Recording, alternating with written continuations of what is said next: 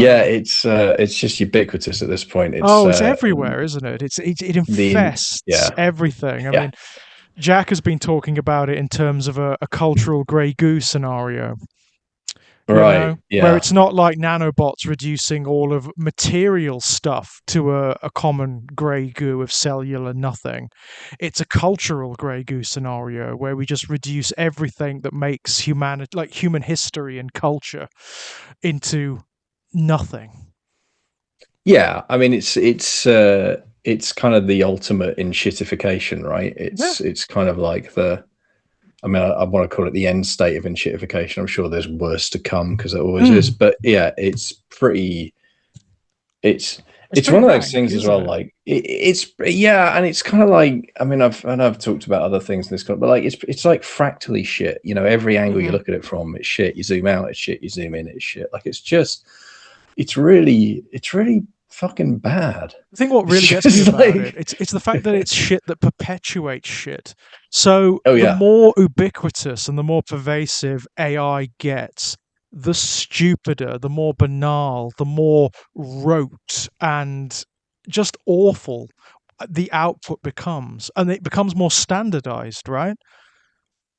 yeah, It's absolutely. And also, it's like I don't know, man. It's like yeah, it's like we've invented a machine that does that's like a cargo cult simulator for Mhm. culture, and then convinced ourselves that it's smart. And it's Yeah, like yeah. There is this it's mass very delusion strange. happening, isn't there, with regards Yeah. to the nature of, I mean, even the word AI is completely incorrect, right? That's not what it is. It's not what it See, is. this is where I come. Like, I'm really furious about this. Like, we should really, I mean, but like, as we should collectively just stop using the phrase AI because it Mm. doesn't. It's actually a meaningless phrase. Yeah, It's yeah. a marketing term that's been smeared over a bunch of disparate technologies, some of which have existed quite happily for decades and aren't AI, in fact, in any Mm. meaningful sense, and are fine. Like, for example, spell checkers and You're right, right. speech to text, and these are things that comfortably predate the current quote unquote AI revolution, right? These Hmm. are things that have existed forever, and now they're being labeled AI by the marketing people because they want to convince us that we need AI and everything. Yes. And then you have large language models, and then you have image generating models, and then you have pattern recognition software, and they're all Hmm.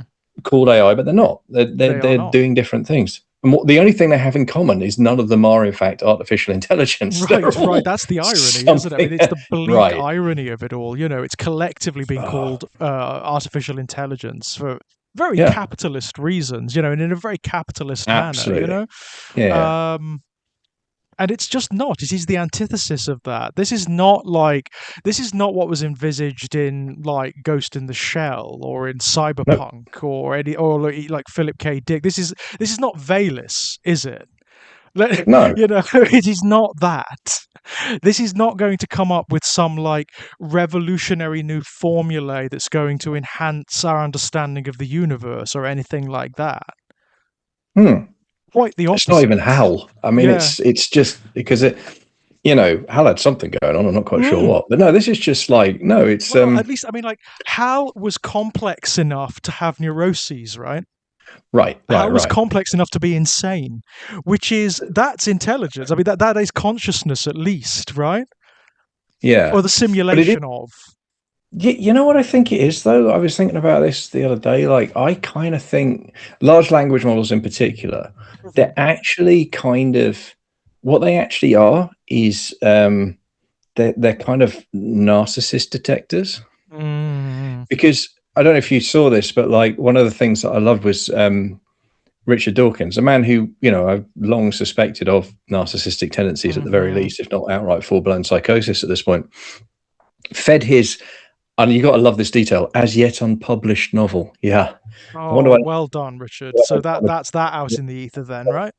with a right. Yeah. But he's fed it to this AI machine, and he was so moved by the thoughtful insight delivered by this AI in its summary and critique of his unpublished novel that he Mhm. he couldn't help but believe it was on some level intelligent. Mm. my God. Yeah. And it's like, yeah, mate, because it's a fucking narcissism machine that reflects your own ego back to you. It tells you what you want to hear. It's literally designed to do that. That's right. I And mean, you are these such things a, yeah, are being endlessly tweaked by the narcissists and egotists who made the fucking things, right? To do right. exactly that, to To feed them appeal what to they everyone want else's to hear. egotism. Exactly. And Uh, Dawkins is such an egoist, he didn't even realize that, he couldn't even see that. yeah. It's literally like it's reflecting his own ego back at him, and he thinks that means it must be intelligent. And it's And like, oh, that's mate. really disturbing, isn't it? Because this, for whatever faults the man has, and there are many, he's not an unintelligent man.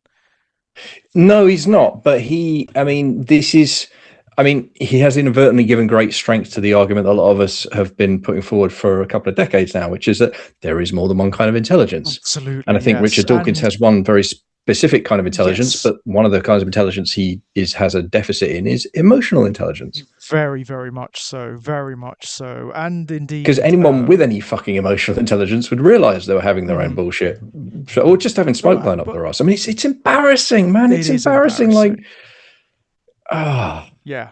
That's a good word for it, actually. I find myself perpetually embarrassed at the moment, yeah. and it's not No, very I do. fair because it's not really, it's nothing that we as individuals have done or have lent credence to, but we're embarrassed on behalf of our species, aren't we?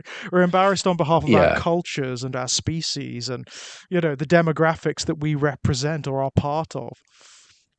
I think so. Yeah, but I also think, like, for me, it's like as I mean, like as metaphors for capitalism go, you wouldn't get away with this one in a novel. The editors would kick it out. Oh, What they you mean? tell It's a you, no, no, it's machine, ridiculous. It's ridiculous. right? They tell you So, it's too on the so nose. It's too exactly, absurd. No one's going to buy it, right? Nobody is this right. absurd. So you're But we telling me that know they that's invent not this machine that true. chews up all your own Hmm. bullshit, sells it back to you, and then and oh, and by the way, is environmentally disastrous to Hmm. use, and then a massive PR campaign means everyone decides it's the future and tries to force mass. No, Hmm. no, you're going to need a better metaphor for late stage capitalism than that. That's far too brazen. No one's going to buy that. No one's going to buy You it. know, And yet, here we are, fucking right? I mean, ridiculous. we are at the stage where we are like human history is being dissolved by people who are effective. They have the mentality of Disney villains, right? You Yeah, know? except though, I mean, and here's what I would say, and this is the beauty of it, and this is the bit you probably wouldn't put in the novel, but this is the good bit that real life does. So I was in a Facebook group. I can't remember what the subject was. Oh, it's a generic kind of metalheads Facebook group, right? I can't Mm-hmm. remember if it's a specific band or just metal in general. I think I might be connected to Download. I genuinely can't remember. But it's one of those kind of one of those. There's millions of them, right? Facebook groups. This Yeah, one's yeah. quite well populated, and people in there seem to have a sense of humor, and they post good music videos. So I hung out in there a little bit. I don't post very often, but someone in there, just some random, posted a thing about, oh, hey, my friend's written this song, and he really likes metal, and he's written this song, but he hasn't got a band, so he's run his song into AI, and it's produced this. Listen to this. What do you think? And I'm not kidding that by the time I found it, it had like, this is not a big group either. I had like 50 or 60 responses, and every single one of them was Mm-hmm. like some variation of fuck off with your Fuck AI off. bullshit. Like Yeah. no one wanted it. Nobody wanted it. And these are metalheads, and they're all just Mm-hmm. going like, AI has no place in metal. Of course it Metal is doesn't. real people make a real noise, and if you're I not doing mean, that, we don't give a shit. Like fuck off. I And this mean, guy's metal like, in but he's my mate. particular. I don't care. But he wrote this song. I don't care. If he wants to hear a band play it, he should give it to a fucking band, or he should To a learn how to band. play. He Yeah. don't like. This is bullshit. This is nothing. This is, and Mm-hmm. he's fucked himself by doing it, because now he's shown that he's supporting this kind of death of Mm-hmm. creativity machine. And this is like I say, this is not. I mean, this group is not a political group. I've never seen any Mm-hmm. political posting in there at all. It's literally just metalheads making metalhead jokes about each other and listening to System of a Down. But they were all, and I was like, you know what? Like, despite the best efforts of the marketing people, and despite the fact they've had some Yes. buy-in, some very useful idiots in government all over the place, and I hate to say it, but in academia as well, for that Oh, matter. yeah. And I'm not going to elaborate on that any further, but Mm-hmm. you can do your own reading. But the point is, like, actually on the ground where it counts, the people, we kind of know it's bullshit, and we're kind of not Absolutely. interested. Yeah. And And I, you creatives know, in general have risen up mm, against it, of all stripes, right? Creatives, yeah, but this is what I'm encouraged by. Is this isn't creatives? This is audience. Oh yeah, That's why I'm so excited about this, because this is fans, right?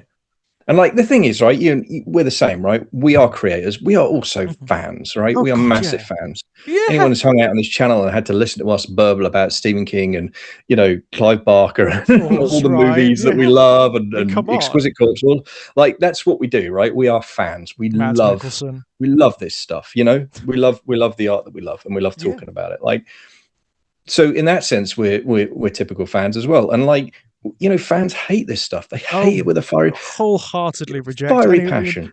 funnily enough, it's largely because of the influence of people like King and Barker and whatnot, who are themselves such advocates for imagination, for human Right. imagination, and also quite vicious when it comes to banality.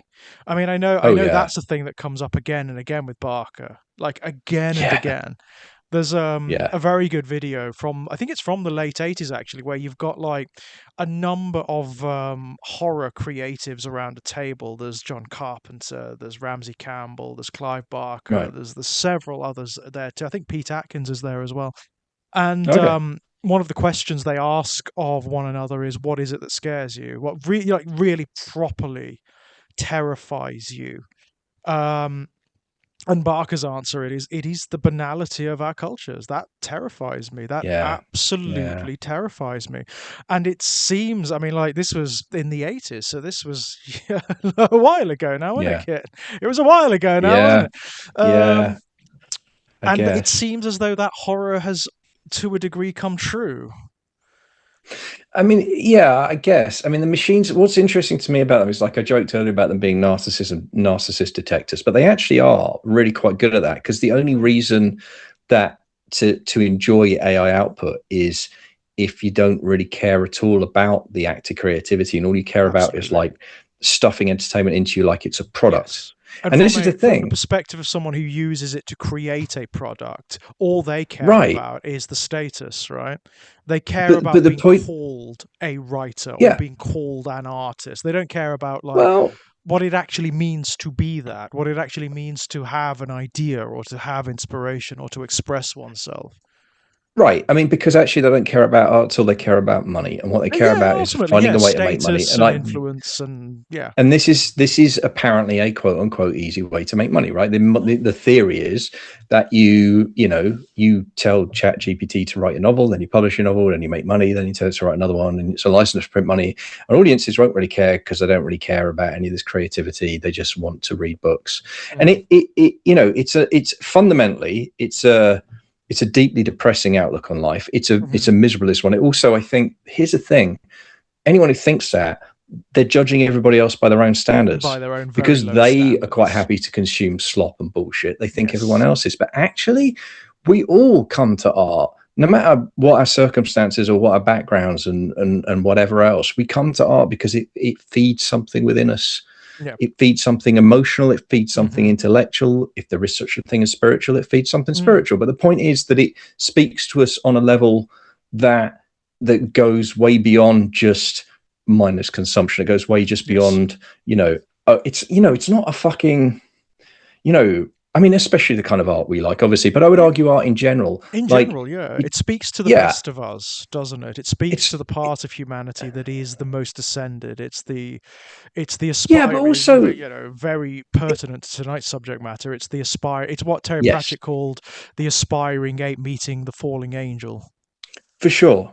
Absolutely. But it's also like, the thing is that what it's not is like, it's not like just a fucking antidepressant, right? It's No, not a exactly. product that It's we not a put in pill. ourselves to make us feel better, It's not a right? candy that you pop. This is the thing, right? Yeah. And that's why AI is such a pernicious example of the evils of capitalism and how corrosive it is to the very notion of art, how antithetical the two are, right? Because that's what it tries to make creative output. That's what it tries to make Yeah. art into: product, But commodity. also, like, the way that the AI tools themselves were created is the most, again, you couldn't make it up. They are so settler colonialist, right?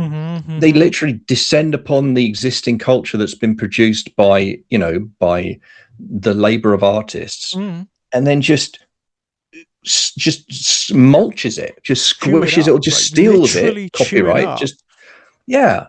There have been And it's news like, stories recently, haven't there, of like mass purchases of rare books yeah, um, oh man. by And then, AI so I thought companies. that was, yeah, I know, I thought that was bullshit. But I just Uh-huh. saw another story shared recently where it looks like they've sourced it, and they've got they're following a series of rare books that, you know, a collection of rare books that was bought and then shipped to an Amazon area. So I Mm-hmm. think, like, yeah, that was one of those stories where it was like I hadn't seen it in mainstream media yet, and I wasn't Yeah. quite sure. But I've seen another story recently where it's like, oh, that no, that. And Mm-hmm. I'm not saying I would not put it past them, and I will be the most unsurprised person in the world if it turns out to be Yeah. true. Like, I mean, like, yeah, of Likewise. course. But again, it's one of those where you're like, really, that's we're going to be that on the nose with this shit. But Yeah. probably, I yeah, mean, probably we are. yeah. Why Yeah. not? The Nothing. whole I fucking mean, thing's insane. in 2026, at the age of 42, nothing much surprises me No. about the baseness, the vapidity of what our cultures are actually capable of. And I don't mean, Yeah. I, I don't want people listening to this to think that I and we collectively are sinking into a kind of ideological despair or stupor. That's not the case. It's No. just that you have to acknowledge the realities that we are seeing, and one of them is that I think the bottom of the barrel, the bottom of the swamp, is much lower than any of us ever thought.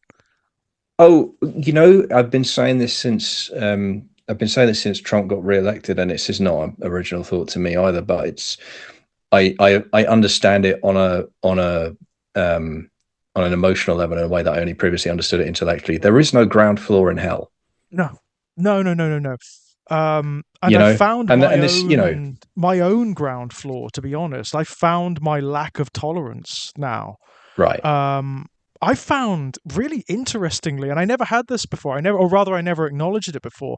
There's a species of human weakness that I find repulsive, like Mm, absolutely repulsive, and it is the weakness that it's that part of humanity that wants to yoke itself to a personage or to a saint or a messiah or to a who will that will apologize for a particular master or ideology or whatever, to its own detriment. It doesn't matter. It's the people who follow the likes of Trump and Farage cultishly, right? mm, I find that so repulsive. I can't even tell you.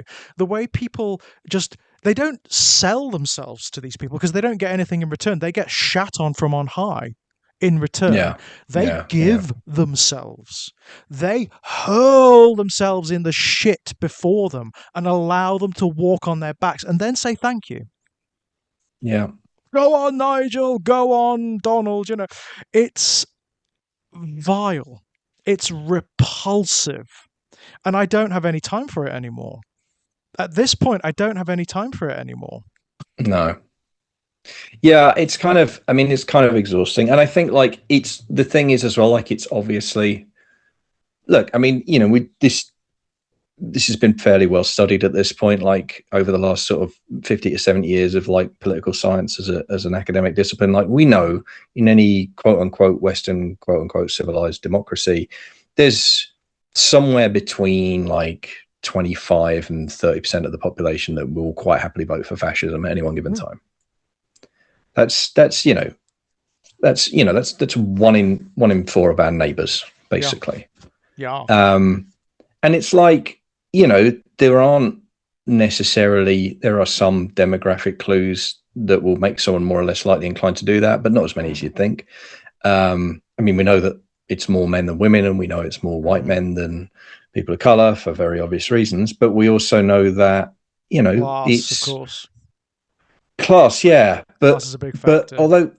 although actually it cuts across class more than you think, because it turns out like bad thinking is not solved, certainly not by a quote unquote elite education necessarily. In fact, Oh it God, can no, even be, no, no, no. When I I say would argue, class is a factor, calculated I by it. do not mean, by the way, I want to make it very clear. I do not mean that it's largely working class people who are voting for like the fascists. That's actually not true.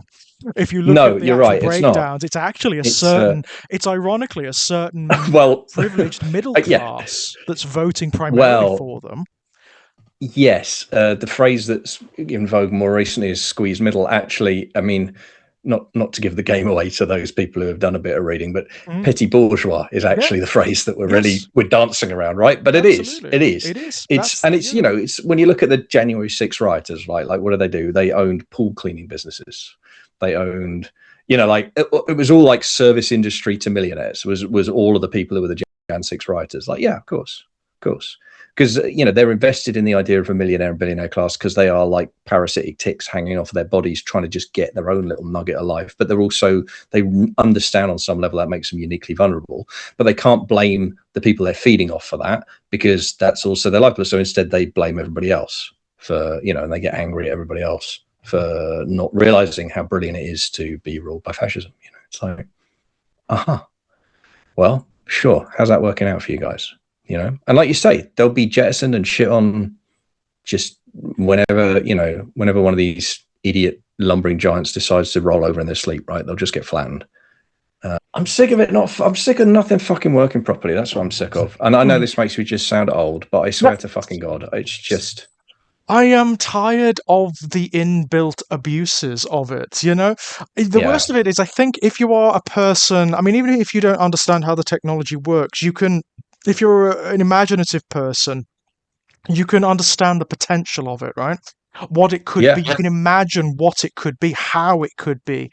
And what I tend to see is the way the technology is being deliberately fucking limited by those who are extolling its virtues as a kind of like abuse upon the consumer base, right? Yeah. You see this in video games all the fucking time with things like microtransactions and whatnot, which is essentially them tearing bits out of the video game and then selling them back to you and telling you, oh, this is so cool. Well, and increasingly, right, like a kind of, you know, a training wheels thing to get kids hooked on the notion of gambling, right? With fucking loot crates and, you know, and it's absolutely like, let's introduce kids to the concept of the feedback loop of. It's so incredibly gross. It's so incredibly gross. On top of that, things like built-in redundancy, etc. You know, there's a story going around at the. It's not a story. It's a fact. I mean, Sony have said the PlayStation 6 won't have physical media. Saw that. Yeah. It's like, fuck off. Yeah. You know, so you won't even own the goddamn games that you're paying, what, 40, sometimes 60 quid for these days? Yeah. Well, like, I mean, this is after, take them away. Like, didn't they like do that thing recently where like a bunch of movies that people have bought just disappeared because you bought digital copies and the license expired with the license distributors. Right. You're like, okay, so I didn't really buy that. I kind of rented it. I rented it. Yes, I had the privilege of renting it just as long as the license held. Yeah. What? Yeah. This is insanity. It's pretty fucked up. This is absolute insanity. I mean, I will say this, Sony have really shot themselves in the foot because the video game I mean, we've discussed this before. The video game playing public know what they want. Yeah. They really know what they want, and they're very concerted in it. They're not as, I mean, it's bizarre to say, but they're not as passive as, say, like the cinema-going public in this regard. They will go nuts. They will actively hick it Sony for this, you know? See, I remember this when the PlayStation 4 launched, and I can't even remember what it was. Was it the year of the X-Bone on the other side? Yeah, that's right. That's right. There was this incredible moment where they were trying to, where Xbox, Microsoft, of course, who else, had this wonderful idea of like, well, maybe we can do it so that even though it's physical media, there's some kind of license. So, because they were basically trying to defeat the secondary market, right? They were trying to get rid of the, you know, take your Xbox game down, you know, CEX when you finish playing it, get a $5 for it, and then buy another secondhand game for a $10. None, you know, Xbox don't see any money out of that. That's clearly unacceptable. Right. So they had this whole thing where they were going to kind of DRM the fucking CDs, and it was hilarious because Sony were doing their demonstration. So Microsoft did this whole presentation about, no, here's what you do, because you can lend it to your friend and then you'll get a code, and you've got a certain number of codes you can give to your friends so you can lend them your games. So we're totally not stopping you from lending it your games, blah, blah, blah. And then, you know, I remember the PlayStation 4 presentation, and the guy was like, oh, by the way, if you want to lend your PlayStation 4 game to your friend, here's how it works. And he just handed the disc over to the next guy. Yes. And it was a great moment. Like, it was a good bit of theatre, and But here we are 2 generations Mm. later, and PlayStation are pulling exactly the same It's shit, hugely right? disappointing, actually, because I will say this, for the since the PS4, Sony have Yeah. had their fingers on the pulse when it comes to video game culture. They really have. If you look at the way they've really promoted the independent market and brought independent creators under their purview and whatnot, they've actually I done a mean, lot of great stuff. But it you know, the seems to big have thing that slipped. the biggest thing they did for me was making it when the PS5 came out that the PS4 games were compatible with it. That was massive. That was Because huge. I've got a physical media library for the PlayStation 3, Hmm. and I can't, as Can't long do as, I mean, anything I'll with it, only be right? able to, well, as long as my PS3 keeps running, I'm all right. But that's it. Yeah, once the PS3 dies, that's it. That library's just gone. It's worth It's done, nothing. I mean, yeah. it's worth nothing now, but it's got no utility function even. So I was really pleased when I saw the 5 come out and they said no, it's going to be backwards compatible with the 4. That felt like progress. Yeah, So it's yeah. doubly disappointing that they've kind of fucked this up. You know, it's like, really? Because then, of course, neither your PS4 nor PS5 physical library is going to be worth anything Of course not. because there won't be a way of running it on your 6. You Yes. know, it's like, Yeah. well, that's really fucked. It's an own goal. It's a Yeah, gigantic own goal because people they are relying upon too much goodwill, right? This is not a yeah. cult. This is not like, there's no reason to ideologically side with a company that's treating you like crap. Right. And it's one of the few times where you've got to say it's that kind of like, I mean, there's a lot of bullshit talks about competition, but in this particular case, the fact that you've got these 2 behemoths going at it, you know, and they both got, because it's not like that's the thing. Like, so, you know, you're not locked in. You're not locked into Oh, Sony. Like, if Xbox give you a better offer next time around, you get a then fucking Xbox, that's where right? you go, Like, right? You'll go to yep, Xbox or you'll go yep. to Nintendo, right? I mean, Nintendo's a bit different because I think most people who are serious gamers own either an Xbox or a PlayStation and Nintendo. I mean, I actually think Of Nintendo, not that course. we're here to talk about video game marketing, but No, I think of course. Nintendo are really interesting on this because they're always like a generation behind in terms of the tech, They and they're are, always selling millions of fucking yes, consoles. because they have And it's for 2 legacy, right? reasons. Well, one is they have the amazing legacy. I mean, you know, you want to play Mario Kart, you need Nintendo, You so need a there's that. But they Nintendo. also they understand how to make gaming fun in other ways. I mean, the Yes. motion control stuff on the Wii. I mean, they're still using that now with like the Switch and stuff, and it's just fun, you know. Yeah. And it's a different gaming experience. I mean, I remember actually, it's a funny story, that secondary market thing was going on, right? So you've got PlayStation and Xbox tearing strips of each other, and the spokesperson for Nintendo just said, in our opinion, the easiest way to solve the secondary market issues is just make games good enough that people don't want to sell them. Yeah. And just drop the fucking mic. It was pure. Because like, when's the last time you saw a second-hand copy of Mario Kart? Fucking never. Fucking Because never, people right. just want to own Mario Kart and they want fucking Zelda. Like, that's it. Of course. They're they've carved out a very interesting niche, haven't they, Nintendo? Yeah. Very And interesting. I don't know if they carved it out or they backed in. I'd be fascinated to know. Like, there's an amazing, like, you know, like corporate history story to be written there, right? About how they I ended think up where they so. did. But Yeah, yeah, they're it's a much fascinating to older me. company than I ever realized. It Yeah. originally came out in I Yeah. think it's like the late 1800s. Right. Yeah, it's It's a crazy. really old company. And I remember having like those handheld Nintendo Game and Watch things. Yeah, Remember the dual screen ones with the like that God, was I had those as a kid. I had the of Donkey course. Kong. I had the it wasn't even Super. It was just Mario Brothers. You know, I had those, Way and back when. they were great. Yeah, they were good little machines too, man. They were They were good. You know. fun, weren't they? I remember Yeah. those so well. I mean, they're very much sought after these days, of course. Yeah. Well, yeah. I mean, nostalgia's popular. And funny enough, given everything we're talking about, physical media, bit of a resurgence. I wonder why that could possibly be. People suddenly want physical media again. Yeah. Yeah, I mean, like, you're talking to, there's a couple of people here who love their books and their films Right. and every piece of media you can possibly think of, right? I mean, yeah. Well, I've been cataloged. I've had to move house a couple of times in the last 18 months, and I'm currently unboxing. I'm literally down to my last box of books that hasn't been sorted, and I have 20 plastic crates in my loft. It's insane, isn't it? I mean, I had full of my books. my little maisonette was renovated a few years back, and I had to just sort Right. of like temporarily shift everything out while it was renovating. Yeah. and I still haven't unpacked all of my books. There's so, I mean, my place is small. It's very small. Yeah. So it's currently being insulated by boxes of books because they're everywhere. I've had to put them into like the oddest spaces to get them into places. I had no idea I had so many. Yeah. And it shows Yeah. no sign of stopping, I can tell you. Sure. Yeah. No, I can relate. Yeah. And don't get me It's an wrong, issue. I have a Kindle too. I find it very, Yeah. very, Yeah. Me very too. goddamn useful, especially for Yeah. like Yeah. wandering around or if I'm at work or whatever or on holiday or whatever. Yeah. I'm not against that. I think that's just another form of media. But I do love Yeah. having the physical. There's something about a book.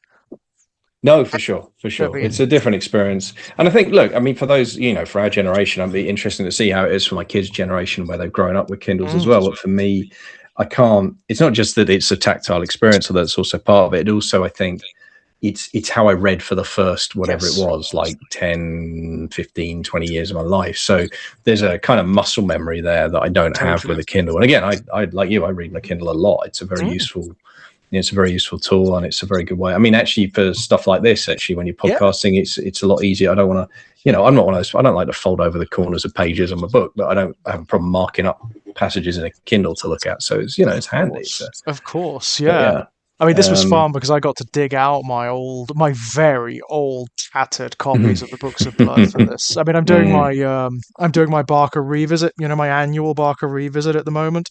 Oh, okay. Partway through, I finished Weave World again the other day. Oh Jesus Christ, man, in bits. yeah. How is that possible? Well, How is that yeah, possible? How can yeah. you have read a book once a year, every year since you were 11? 30 odd years ago now. Sure. 30, so yeah, oh my god, and I've read it more than 30 times, I can tell you, because I've read it more than Yeah, once a year. So Jesus yeah, Christ. And it still has the same impact. I know, and it even has it's not just the same impact, it has different impact now. yeah. It's Well, I mean, insane.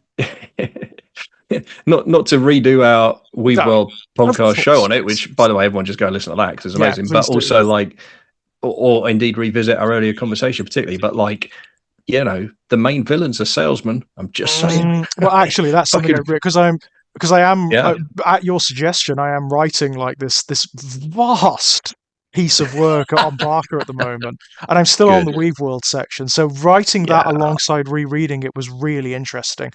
And one of the I things that bet. did come up this time is just how ideologically charged Weave World is. I mean, Yeah, Barker, there's a lot of the writer in this, as there is in any story, but I mean more than I ever realized. There's a lot of what Barker actually really viscerally, fundamentally believes in this story. And Shadwell is the most sincere incarnation of evil, I think, in yep, almost any of Barker's work. yeah. I No, struggle I to mean, think. yeah, There's a absolutely. couple of others I can think of. The Gearys in Galilee, who are Mm, they are your Rockefellers, your Musks, actually, your Trumps. yeah, That's who they are. Um, they're pretty repulsive.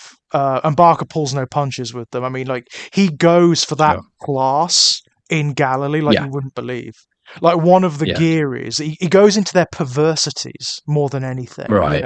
He Yeah, shows you just how repulsive these people actually are because they can afford to be, right? Because yep, they have the money and the time and the influence, but none of the human development.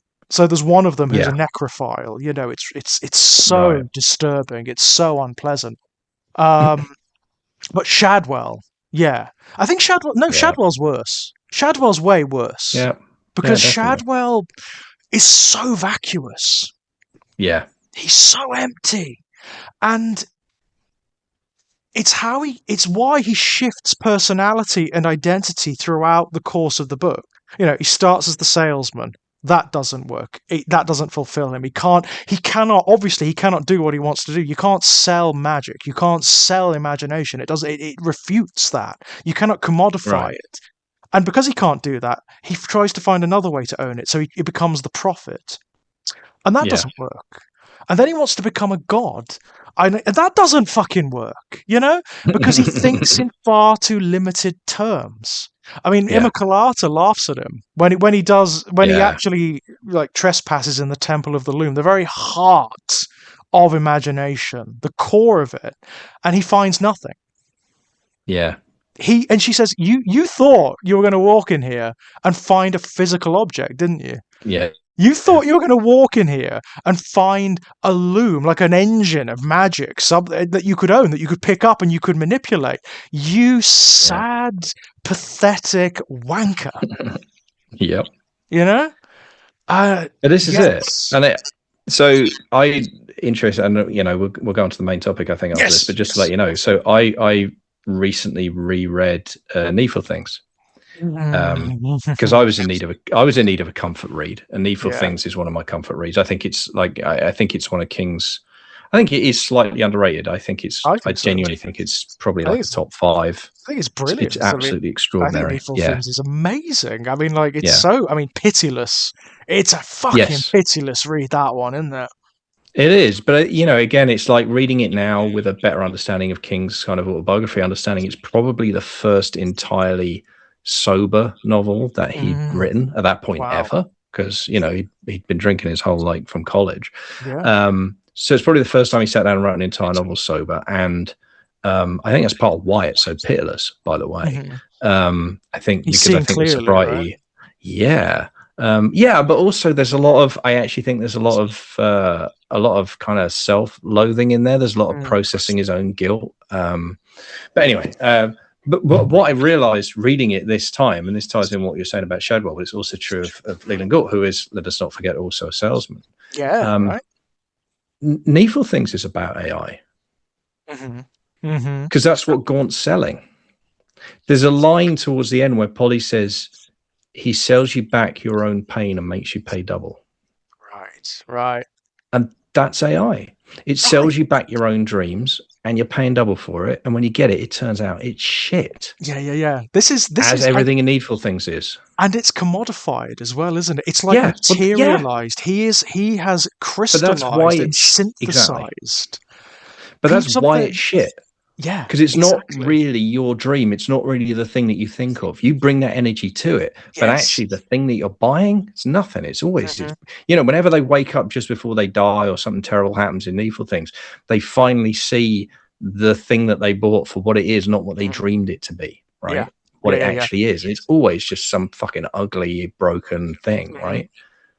And obviously, when King wrote it, he wasn't talking about AI. He was talking about materialism, because that was, and it works obviously on that level. But it's fucking AI as well. It absolutely is. I mean, it's the same thing. It's very much the same metaphor of the products of Shadwell's jacket, right? Yep. Yeah. Absolutely. Well, and actually, I was thinking about your metaphor of Shadwell going there and finding there's nothing there, and that's the same. Like that's there's these tech bros in a nutshell. They don't think there is anything. There isn't anything that humans can create that a machine can't recreate. That's like an article of faith for them, because they don't understand what it means to be a fucking human being. Oh, of course they don't. I mean, that's the most. I think if there is a sin, like a fundamental, unforgivable original sin for Barker, certainly it's the inability to appreciate what imagination is. If you lack that capacity, you are de facto evil, insofar as Barker is concerned. Yeah. Or the other possibility with some of the tech bros might be that they are disgusted by the things within them that make them human, of course. That's the other possibility. Well, yes, that's very true. Disgusting. That's very true. And you see it reflected in these characters. I mean, one of the reasons Shadwell constantly shifts personality and identity is as a form of defense mechanism. It can't be that he's failed. It can't be that he's the corrupt one. No, he's corrupted. So his final incarnation, when he becomes essentially the sort of anti-magic crusader, the jihadist against magic and imagination. It's Yeah. because magic is filthy. It's because the seer kind are evil and filthy and have corrupted him. It's not him. It cannot possibly be him. And bear in mind, by this point, he's single-handedly brought about the collapse of Wonderland. He has brought a militarized coup into Wonderland and fucking destroyed the realm of human dreaming at this point. Yeah. But it can't be him. No. It can't be him. It has to be that he's been corrupted. He's innocent, right? Yeah. He's a victim. Yeah.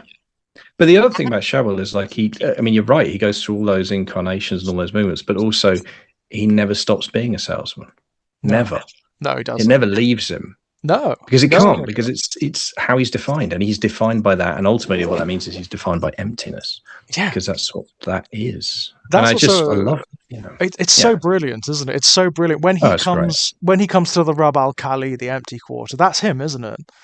Ultimately, that's not the angel Uriel or whatever that entity is, because you never find out exactly what it is. Right. It's him. Right.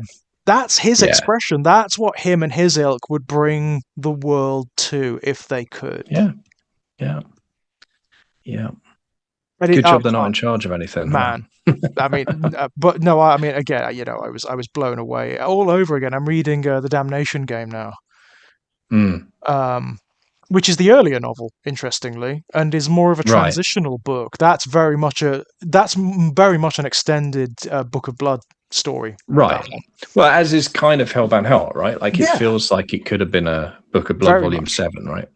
Oh, very much. I mean, the Hellbound Heart is a companion piece to these stories. There's no doubt. It could have been like, a part of these stories very easily, which is interesting when you consider this one that we're reading tonight. I mean, the new Murders at the Rue Morgue, because this is a weird ass story in this collection, isn't it?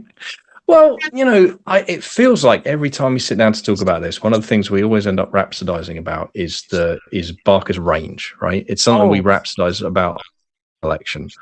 And here we are. This is the end of book 2, right? This is the final story in book 2, and yet again, Barker's doing something completely fucking different. He's doing something totally new. So different that if you had no idea and someone gave you this story out of context, you probably wouldn't recognize that it was a Barker story, and you probably wouldn't recognize that it belongs in the Books of Blood. Yeah, and it's just so. I mean, let's back up a little bit. Obviously, you're intimately familiar with this collection. This is my first time going through it, so I read this story for the first time yesterday. Wow. And I read it again today to kind of try and get it in my head a little bit. But like, I'm a big Sherlock Holmes fan. I genuinely love. Yeah, I love the Holmes short stories, especially the first 2 collections. Towards the back end, things get a little bit ropey as Arthur Conan Doyle gets bored with writing the character, but still likes money, so keeps doing it. But certainly the first 2 collections are fantastic, and there's some belters in the last 30 as well. He gets better at writing mysteries actually as he goes along. But I love the Holmes stories, and when I first read a short story collection of Poe. Obviously, I was kind of blown away by Poe as a horror writer, but I loved Murders in the Rue Morgue because for me, Rue Morgue, I mean, isn't that an odd story? I mean, very like this story is for Barker. Yeah. Murders at the Rue Morgue is a weird story for Poe. Yeah, it is, and it's not really anything like Poe's normal style. But I think what's interesting about it for me is that I loved it because for me it felt familiar because it's a Sherlock Holmes story. It is absolutely an antecedent to Holmes, isn't it? It's very much because Holmes is modelled on Dupin. There's no way that Holmes isn't modelled on Dupin. They're so similar. They are like the same character, aren't they? Dupin, I find, is a little nicer than Holmes on occasion. He's a little bit more charitable to the people around him, Certainly in Murders at the Rue Morgue, he's quite charitable to everyone he meets. Like the sailor at the end, who's the owner of the... We're getting ahead of ourselves. The owner of the... If you haven't... You must... By the way, guys, go and read these stories because we're going to spoil them. Yeah. We are going to... Seriously, go and read them. Or watch the films of them or something, But who is the owner of the ape, which is the answer to the mystery. He's very charitable to him. He says to him actively, he's got him at gunpoint at that point, but he's actually being very friendly to him and very colloquial. He says to him, look, I know that you didn't intend this. You are not culpable in this crime. This is something that just happened, but we need to know where this ape is, man. You know? Sure. So there's two other kind of stories that I want to talk about in relation to this, and one of them is, so it's very interesting to me that when Arthur Conan Doyle effectively writes his version of Murders in the Rue Morgue, he manages to do it in a way that is significantly more racist than Poe managed to do. And when you consider that the two men were writing, I mean, it's got to be a couple of decades apart at least, maybe a bit more. When did Poe die? Oh, good question. But it was definitely a significant time. Right. There's a gap there, right? Yeah. And yet, so when Doyle does his version of Murders in the Rue Morgue, which is The Sign of the Four, his second Sherlock Holmes novel, the murderer is not an ape, but is a Tongan islander who is depicted in the text as absolutely subhuman. Right. You know, and in the most, it's just a really grotesque, you know, racial character. And it's, look, as a kind of sociological artifact, it's quite helpful. Like this is where Victorian, you know, scientific racism was at, right? Like it's a pretty good, clear depiction of that. It's kind of skin crawling to read in the modern era because it's like, wow. No, that's not how any of this works. But that's what he did, right? That's so Doyle riffs on the same idea, but for him, he's okay with the murdering, quote unquote, murdering brute being you know, an islander who of course has a fanatical devotion to a specific sailor who's kind of, you know, befriended / tamed. I mean, it's gross. And it's weird to me to think that Poe managed to tell this story in a less kind of racist way, writing, you know, several decades earlier than Doyle. Although that may, I don't know, does that say something about? No, I was going to say that might say something about the relative cultures, but American culture versus I mean, like the funny thing is, probably Poe not. was very racist. I mean, Poe was infamously very, very racist and very pro-slavery, actually, and a very unpleasant man in that regard. But the funny thing about this story is that it's kind of shorn of that. One of the interesting things about the Murders at the Rue Morgue, the original Murders at the Rue Morgue, is that it doesn't have much in the way of subtext like a lot of Poe's stories does. No, it's a kind of, for all of its gruesomeness, and it is actually a bit of a bloodbath, this story, isn't it? I mean, like the original, the description of which Barker completely recreates, by the way, in his version of the story. Is brutal. The details are absolutely frigging brutal. The details of the older woman's throat being cut so deeply that her head falls off, like literally falls off when the corpse is picked up. And the reason for that, I think, is that Poe. The reason that the Murders in the Rue Morgue is also a horror story, although it's framed as a detective story and it's delivered as one, is precisely because what Poe is doing is he's using the murder mystery medium, or maybe even inventing the murder mystery medium, I don't know, to talk about the horror of nature, red in tooth and claw, right? That's the core image, right? And this savage brutality. And of course, he's drawing parallels with human behavior. People think it's a human murderer because humans are capable of that. And that's because we are animals and we are apes and we are savages. And that's the whole kind of like that, you know, this is not rocket science. And I'm not saying it's bad either, by the way. There's good psychological and physical horror to be mined from that. And people are still writing stories like that. And it's a valid thing to write horror about. Like, don't get me wrong. Like, it works. It's a classic for a reason. And again, Doyle's doing the same thing when he comes to write his story. Now, the other story that we haven't mentioned yet that I do want to touch on, because it connects both those two together and it connects to Barker's story, albeit in a different way, is King Kong, which both these stories remind me of, because they have it's the same basic principle, right? You take a force of nature and you bring it back to quote unquote civilization. Yes. And guess what? Things go badly wrong.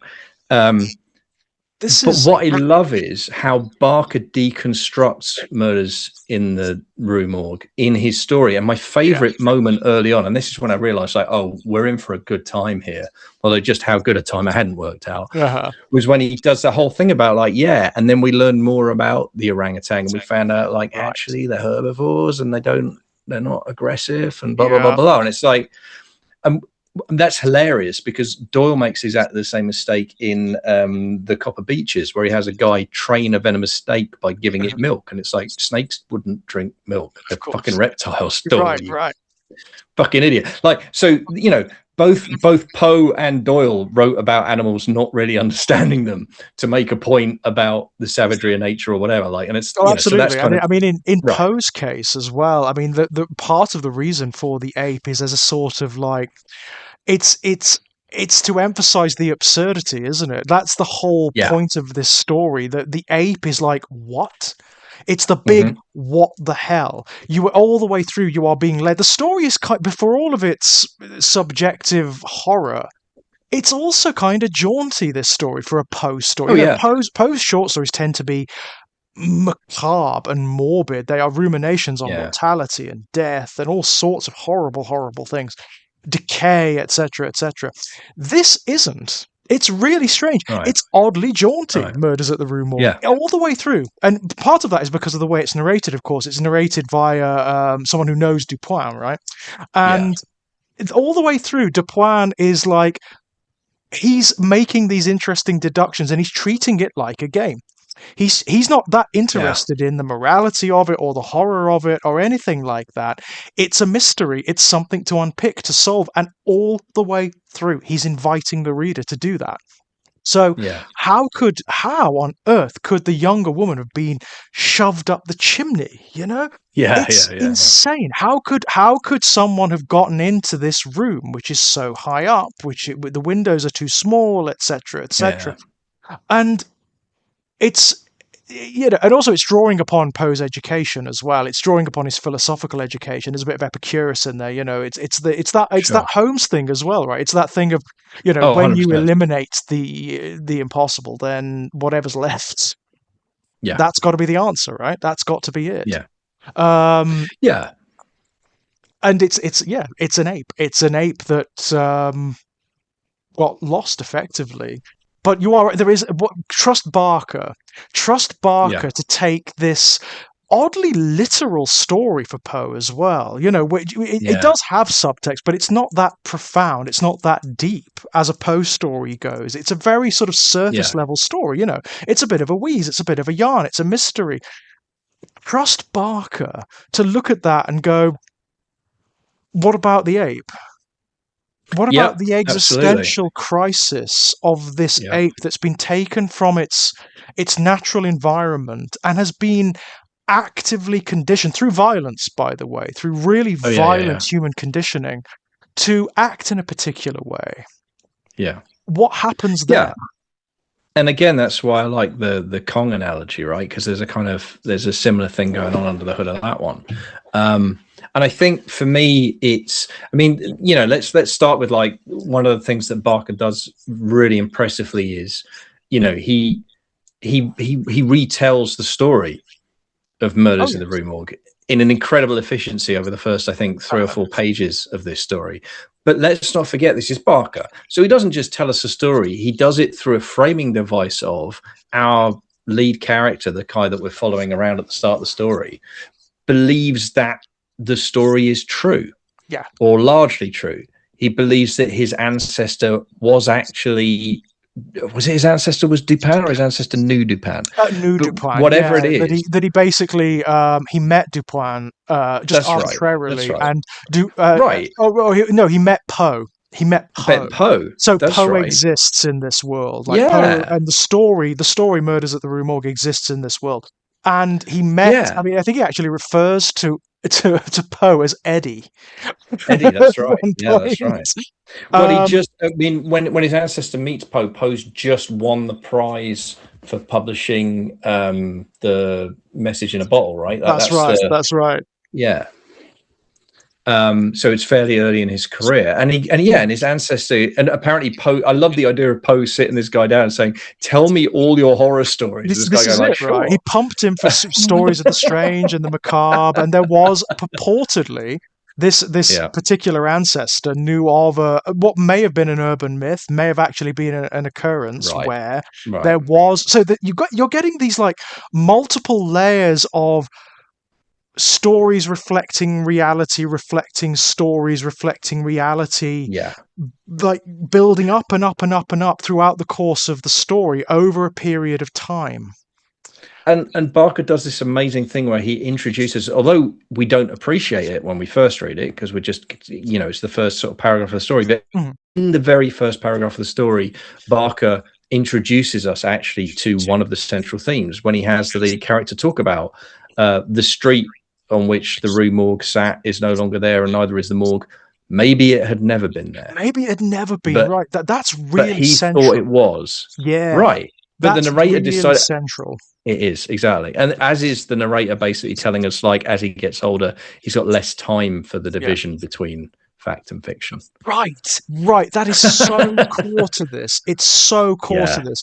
Because, of course, when you get the new murders at the Rue Morgue occurring, that is as the result of someone trying to make these stories true, or trying to see if it's possible, right? Yeah. And in doing so, imposing human narrative upon something that is totally inhuman.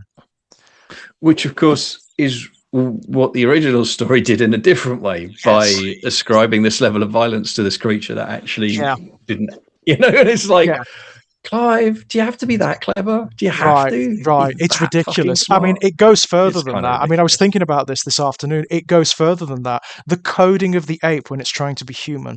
How is it described? So it attempts various different things. It attempts to shave.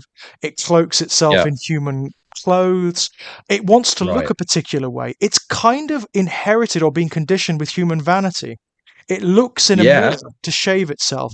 It splashes itself in perfume. One of the stranger aspects that leads Lewis, the protagonist, to the answer is that lingering in all of the murder sites is this very strong feminine perfume, which is what the ape splashes itself in because it wants to smell human. It wants to smell human, but doesn't understand context or nuance. But beyond that, it's also ascribed despite being this. But despite being this big hulking, very sort of masculine figure, it's ascribed very feminine, very queer aspect. So it's walk, right? It's described as having this mincing little walk. Very like those are the words, right, that keep coming up. It has this mincing little walk. What Barker is looking at here is what happens when something's innate nature is denied or corrupted and another is imposed upon it. And there is a I say it's subtle, but it's not that subtle. There's a queer reading of this, right? And we know Barker is a gay man. Barker is a gay man operating in the 1980s. He would have been very young when he wrote this. He would have been in his early 30s. So he would have been operating in the queer scene of Soho in London. Yeah. At that point.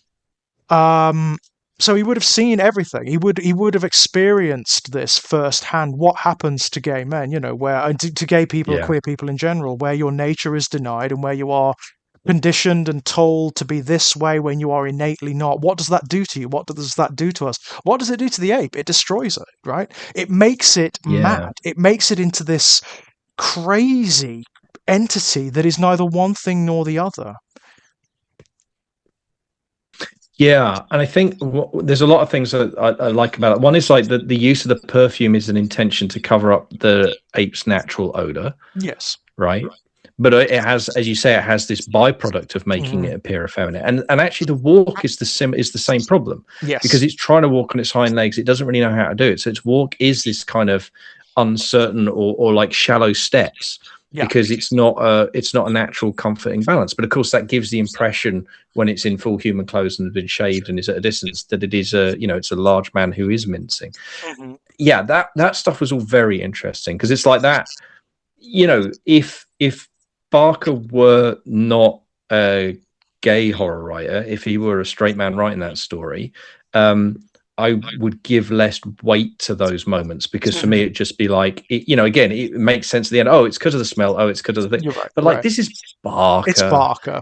If Barker's doing that, then there's another layer there. And he knows what he's doing.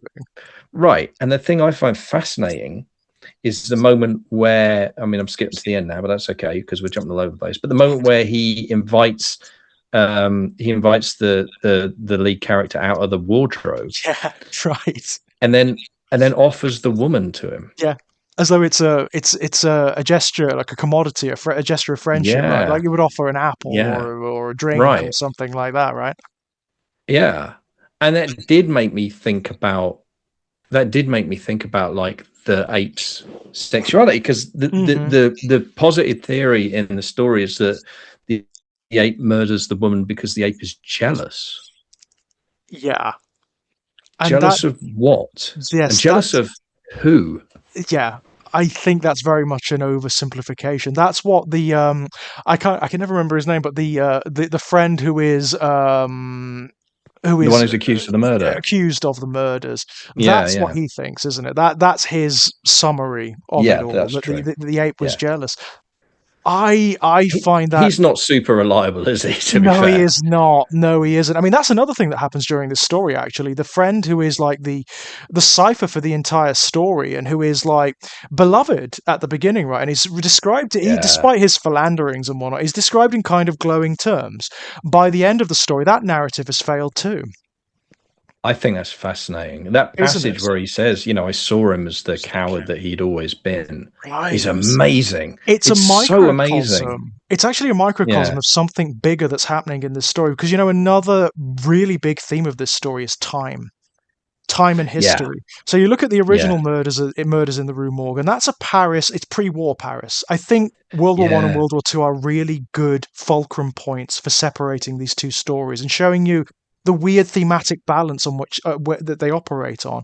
So the Yeah, original Murders at the Rue Morgue is pre-war Paris, like very pre-war Paris. When, yeah, I yeah, mean, don't get me wrong, it's going through. It's a city. It's a very significant political and cultural city. So it's gone through any number of wars and upheavals and all sorts of stuff. But it hasn't seen that level of human degradation and depravity yet, where like all narrative has been ground up, all mythology has been ground up, all what it means to be human has been ground yeah, up in that industrialized engine of war and spat out. Whereas the new Murders at the Rue Morgue is post-war Paris. yeah, And it's a point at which the narratives, all the grand narratives, it's the death of history, right? It's the point at which sure. all the grand narratives have failed. And that's what we see in this, yeah? It's no mistake that the lead, I mean, this is unusual as well. The lead characters are old gentlemen. Yeah, yeah, All the yeah, characters are old. They're all yeah, elderly. First of all, you yeah. don't see that in many horror stories. Certainly not horror short No, stories, and certainly not horror short stories like this, which are so visceral. But yeah, no, there's a absolutely. point to that, isn't there? There's a point to that. Yeah, The lead character, the narrator Lewis, he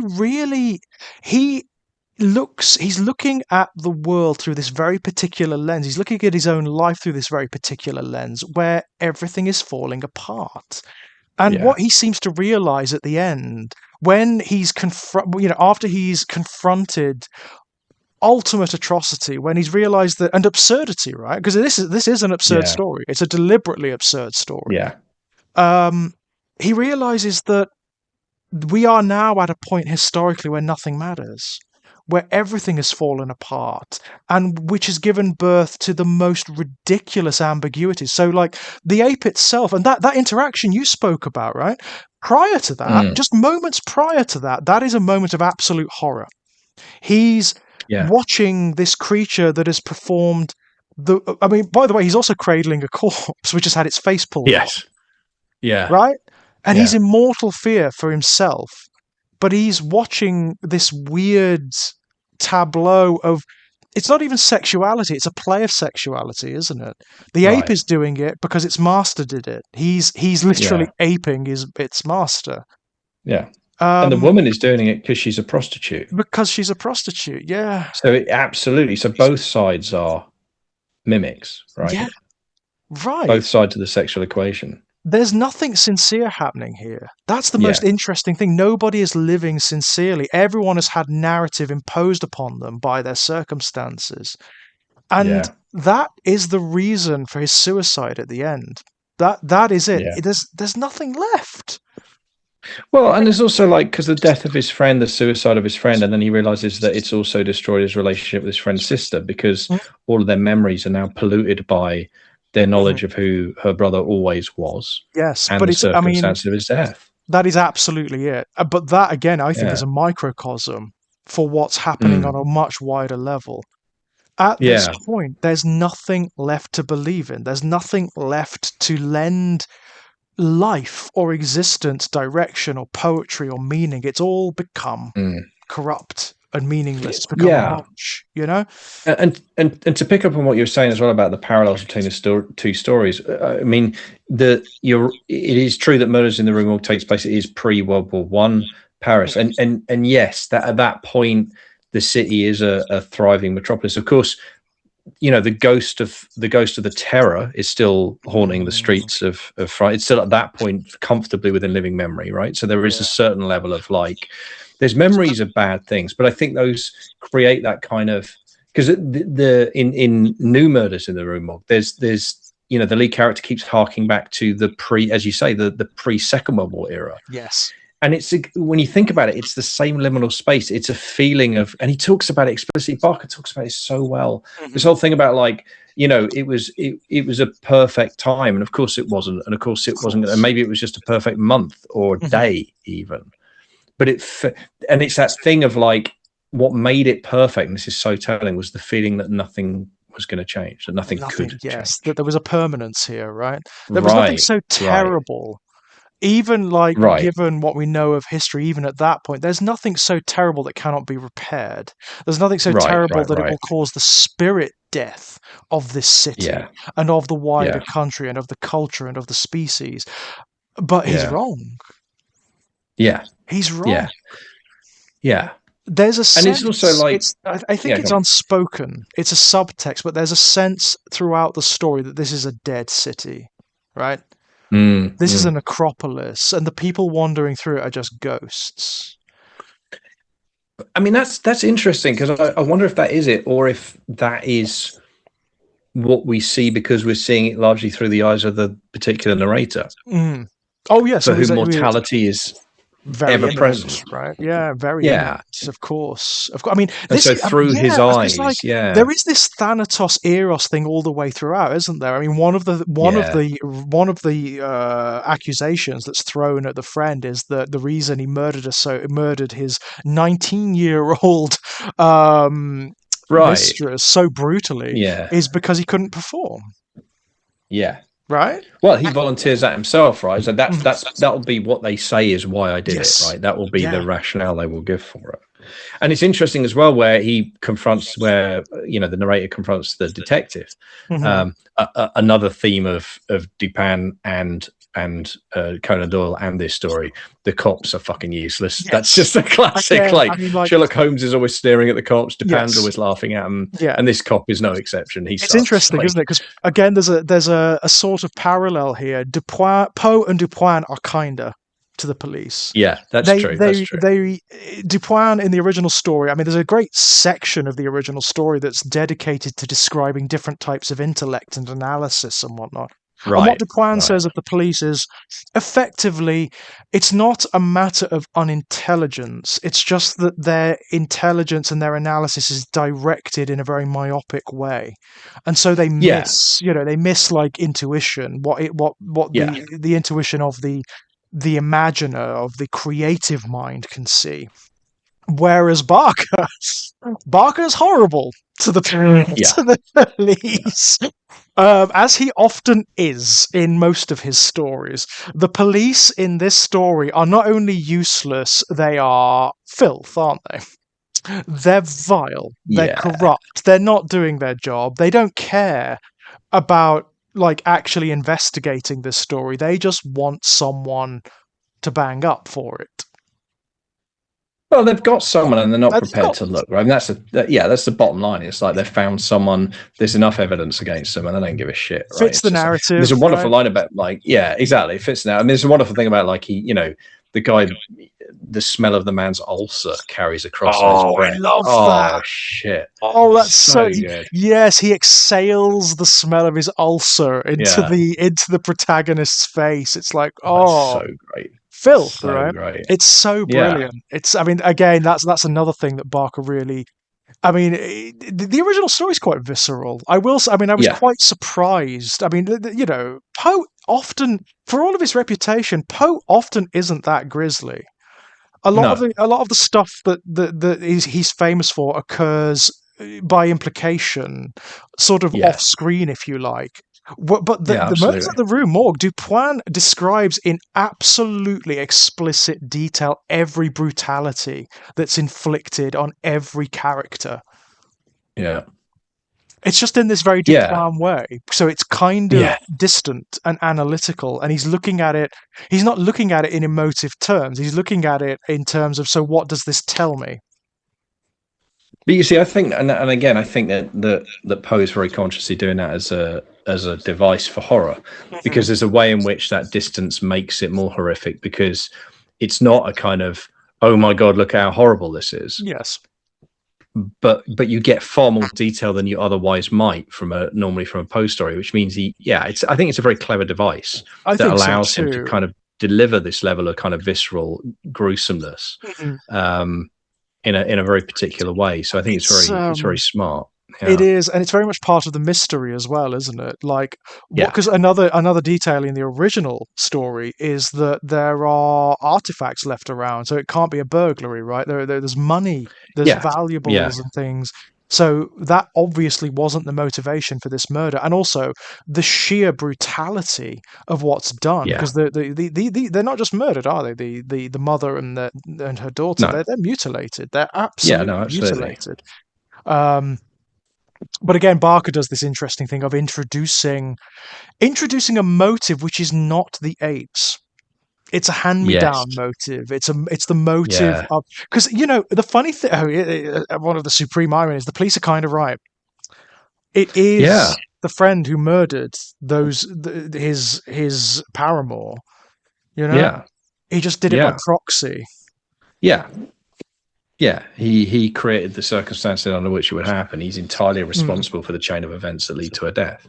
I mean, there's a Um, whole raft of Freudian stuff going on there. The ape expressing his subconscious and whatnot. right. Maybe in a Yeah. more sincere way than he did. Right. And actually, that's I hadn't even thought about this until now. But when he ascribes, the motivation of jealousy to the ape, uh, is that him Yeah, projecting his own is that a kind feelings of onto the confession? creature, right? Because he becomes Exactly. unreliable, doesn't he? That's the other Yeah. interesting thing. At the beginning of Yeah. the story, you are like Lewis himself. You are convinced that this guy is innocent and that Yeah. he's actually a decent guy. But as Yeah. the story goes on, that becomes complexified. Again, it's a narrative breaking down. Yeah. That seems to be the thing about this story. That seems to be what it's about in microcosm and macrocosm, right? It's about narratives decaying over time. Yeah. And I think that's smart to pick Rue Morgue for that, because it is a narrative that has, I mean, I talked about it earlier, like, there's clearly a racial component to what's going on in Rue Morgue, based on what we know about Poe. And I think it's Yeah, interesting that, as I I think say, so. that Doyle kind of manages to make it more explicit in his own kind of effectively retelling of the story, or at least stealing most of the tropes and motifs. And of course, Barker almost has to deconstruct that as Yes. that's kind of part of his job. Like, if you're revisiting that story and you're not going to reckon with that, kind of what's the point, right?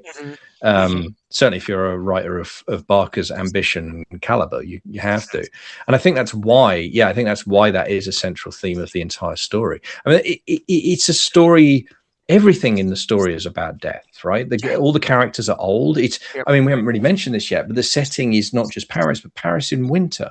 Yeah, right. And the weather itself is almost a character. And as you say, it creates a feeling of malaise across the whole narrative, and how much of that is down to the narrator's perceptions and how much of it is down to the fact that it's Paris in winter. But it's there. And of course, you get the wonderful, I mean, Barker seeds the kind of the flowing of the river. It's like, was the line about like the traffic flowed over the bridge, flowed over the Seine, and the waters of the Seine flowed under the traffic, and it's a beautiful little bit of poetry in there. But of course, it's also queuing up this kind of icy water that's going to be our narrator's ultimate destination, right? Yes, of course. I never clocked that, but yes, yeah. Obviously, it's prefacing what's going to happen. Of course, it is. Yeah, like it's foreshadowing, and and it's great. It's a great bit of foreshadowing because in the moment it feels like a piece of poetry that earns its place through sheer description, right? So it sneaks past you, but it kind of subconsciously sets you up for where you're going. Yeah, I think that, I mean, that is so brilliant. It's one of the subtle brilliances of this story, because you would when you first start reading this tale, and when you first encounter Lewis, you would never peg that he would end up committing suicide. He doesn't No, seem the type, right? He doesn't. Despite his circumstances, he seems relatively well put together. He seems relatively content with his lot in life. well, Um, yeah. Although, and this is interesting because I think if we're talking about themes of like narrative mm, decay, right? I think it's very telling that he's an artist who has mm, not been producing art for about 5 years and has right. belatedly come into a kind of fashion, right? Yeah. And there's a wonderful bit where he describes this feeling of like it feels fraudulent, it feels counterfeit Yeah. because they're praising work that for him is several years old and he's no longer producing work. And you know, he struggles to engage with his success. Yeah. Although it's giving him material benefits, which is always nice, right? But Mhm. he's not. But it's like, well, it's already past. Yeah. Like my career is over, Mhm. It was over and before it's he weird, began, right? right? But also like it's almost hanging over him because Yeah. it's like, well, all these people are celebrating my success, but I have nothing to say to them because I have no, I've lost my interest, I've lost my muse, whatever you want to call it. Like he's getting ready to die. This guy, Yes. like he's Yeah, that's methodically kind yes. of decoupling himself from his life, and again, this is Barker. So if he has a character who's an artist, for Barker, we know like art is life, Yeah. right? Yep. You know, if Barker's not creating art on some level in some way, like he's not living, he's not breathing, like that's Yes, who he he is. considers It's himself to be dead at that point, doesn't he? Yeah, exactly. I mean, it's core to his identity. It's core to what he is. So for him to have an artist character in that position of Mm. disengagement, that's someone who is getting ready to die, whether they know it or not. That's someone who Yeah. maybe already is dead. I Yeah. mean, he's almost maybe he's it is almost like even before we get to the narrative, this guy is almost like a ghost walking through his own life. Yeah. I mean, this is a Um, really interesting contemplation for like an early 30-year-old to be having as well, right, isn't it, right? right, But it's yeah, not that surprising, again, when you consider Barker's circumstances. mm, 1980s, queer London. yeah, yeah, What would he be grappling with at that point? What would he have right, seen? All like yep, a lot of. yeah, yeah. This is Mortality it, would have been right? on his mind, right? Yeah, It for wouldn't have sure. just been on his mind, it would have been in his life. Yep. Yep. Well, Um, and I think as well, although the circumstances are completely different, that feeling of being a ghost, that feeling of being yeah, invisible, right? of course. You know, I mean, in Barker's case, in that milieu, it's more like he's, him and his friends and the people around him are invisible to, the people, the normies that he's surrounded by. Yeah, that's really interesting. Painfully visible to authority figures, of course, if they want to break ahead, but otherwise Mm. invisible, right? No, that is really interesting Um, when you consider yeah, that in context with what we were talking about previously with the decay and death of narrative. Because yeah, what Barker's circumstances as a queer man and in other ways as well, it's not just his homosexuality, but his position as an artist, his position as not underclass, complete. I mean, not even underclass, sort of like exiled from culture and yeah, society at one point. That allows you a very particular scope. First of all, the narratives are denied you. The yeah. prescribed narratives of tradition and history are That's it. denied you. Yeah, yeah, And also, you get to see them for what they are. You get to see them from an outside perspective, from the perspective of an exile. So you see their disease, you see their innate decay, and that's what he's kind of looking at here. yeah. And crucially, you don't see yourself in any of the stories that you read. You don't see yourself in any of the art that you Right. consume. And even though he's an artist and art speaks to him, he loves it, right? Mhm. He's not in it. He's not anywhere in it. So he's, No. I mean, this Barker being Barker. What does he do? He fucking writes himself into it, Yeah. right? Like he says, "Well, Yeah. Yeah. fuck you. Yeah. Like you know, I'm gonna put people like me in these stories. I'm gonna, Absolutely. I mean, on a slightly different tack, but one of the things that will come up again and again and again in Barker's work is his environmentalism as well, and Yeah, his yeah, reverence for animals. Essentially, his absolute reverence for yeah. animals. I mean, he has been a vegetarian since he was a kid. Right. He's very ferocious about animal rights. A significant amount of his Hmm. money goes into conservation efforts. Right. Yeah. But he's interested in animals in a very deep and interesting way, like meaningful way, not as frippery or as ephemera, but as phenomena in and of themselves. And you Yeah. will see this theme. Again, I mean, this story is very much a sort of early exploration of themes that will come up again in like his wider work. So one Mm. of the books I'm rereading at the moment is Sacrament, which I will say again, Kit, you need to read that book. I No, no. every time I Yeah. know you Oh you well. need to read Sacrament. You absolutely need Yeah. to read Sacrament. One of the things that comes up in that book, there's a character called Lord Fox, and Lord Fox is oh God, how would you describe him? He is the dream of an actual fox that is encountered by the protagonist and which is invested with a degree of human animus and consciousness and poetry. And it Right. talks to the protagonist in dreams about how it wishes it could return to the simplicity of its previous state. Because it talks about how, like, when I was a fox and I only knew foxy things and I wasn't conscious in the way that you lot are, I didn't care. Nothing mattered to me. I didn't concern myself with whether I was a good fox or a bad fox, whether I was a successful fox or whatever. I was just a Mm. fox. I just did what I Yeah. did, and that was it. But you lot, I have your disease now. You gave me your disease, and I hate it. I hate you for giving it to me. And that you get that reflected in the ape character here, of course, Right. who is Yeah. Yeah. aspiring, trying to emulate its human master, and is rubbing up against all of these confusions where it can't be one Yeah. thing or another. I mean, what happens to this creature? What happens to this character after this story? Where does it go? I'm fascinated by the fact that the woman and the ape leave arm in arm. I'm That is fascinated that they are seen in the really, closing shot walking across the bridge, and in right? fact, I mean, like, So he hasn't murdered her. no, he hasn't. And in fact, he's out in society and in culture and is Right. operating, it seems anyway. And there is that final line, of course, which seems to it just seems to underscore that, which was in mid morning, a young woman with red hair, her arm linked in that of a large, ugly man. He uses the word man, Yep. by the way. Yeah. Took a leisurely Yeah. stroll to the steps of the Sacre Coeur. The sun blessed them, bells rang. It was a new day. It was a new day. How Yeah. interesting, right? So Yeah. after the death of the old, after Right.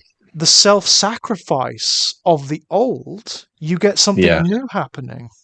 You get a Yeah. new narrative being born. You get a new story being born out of the ruin of the old.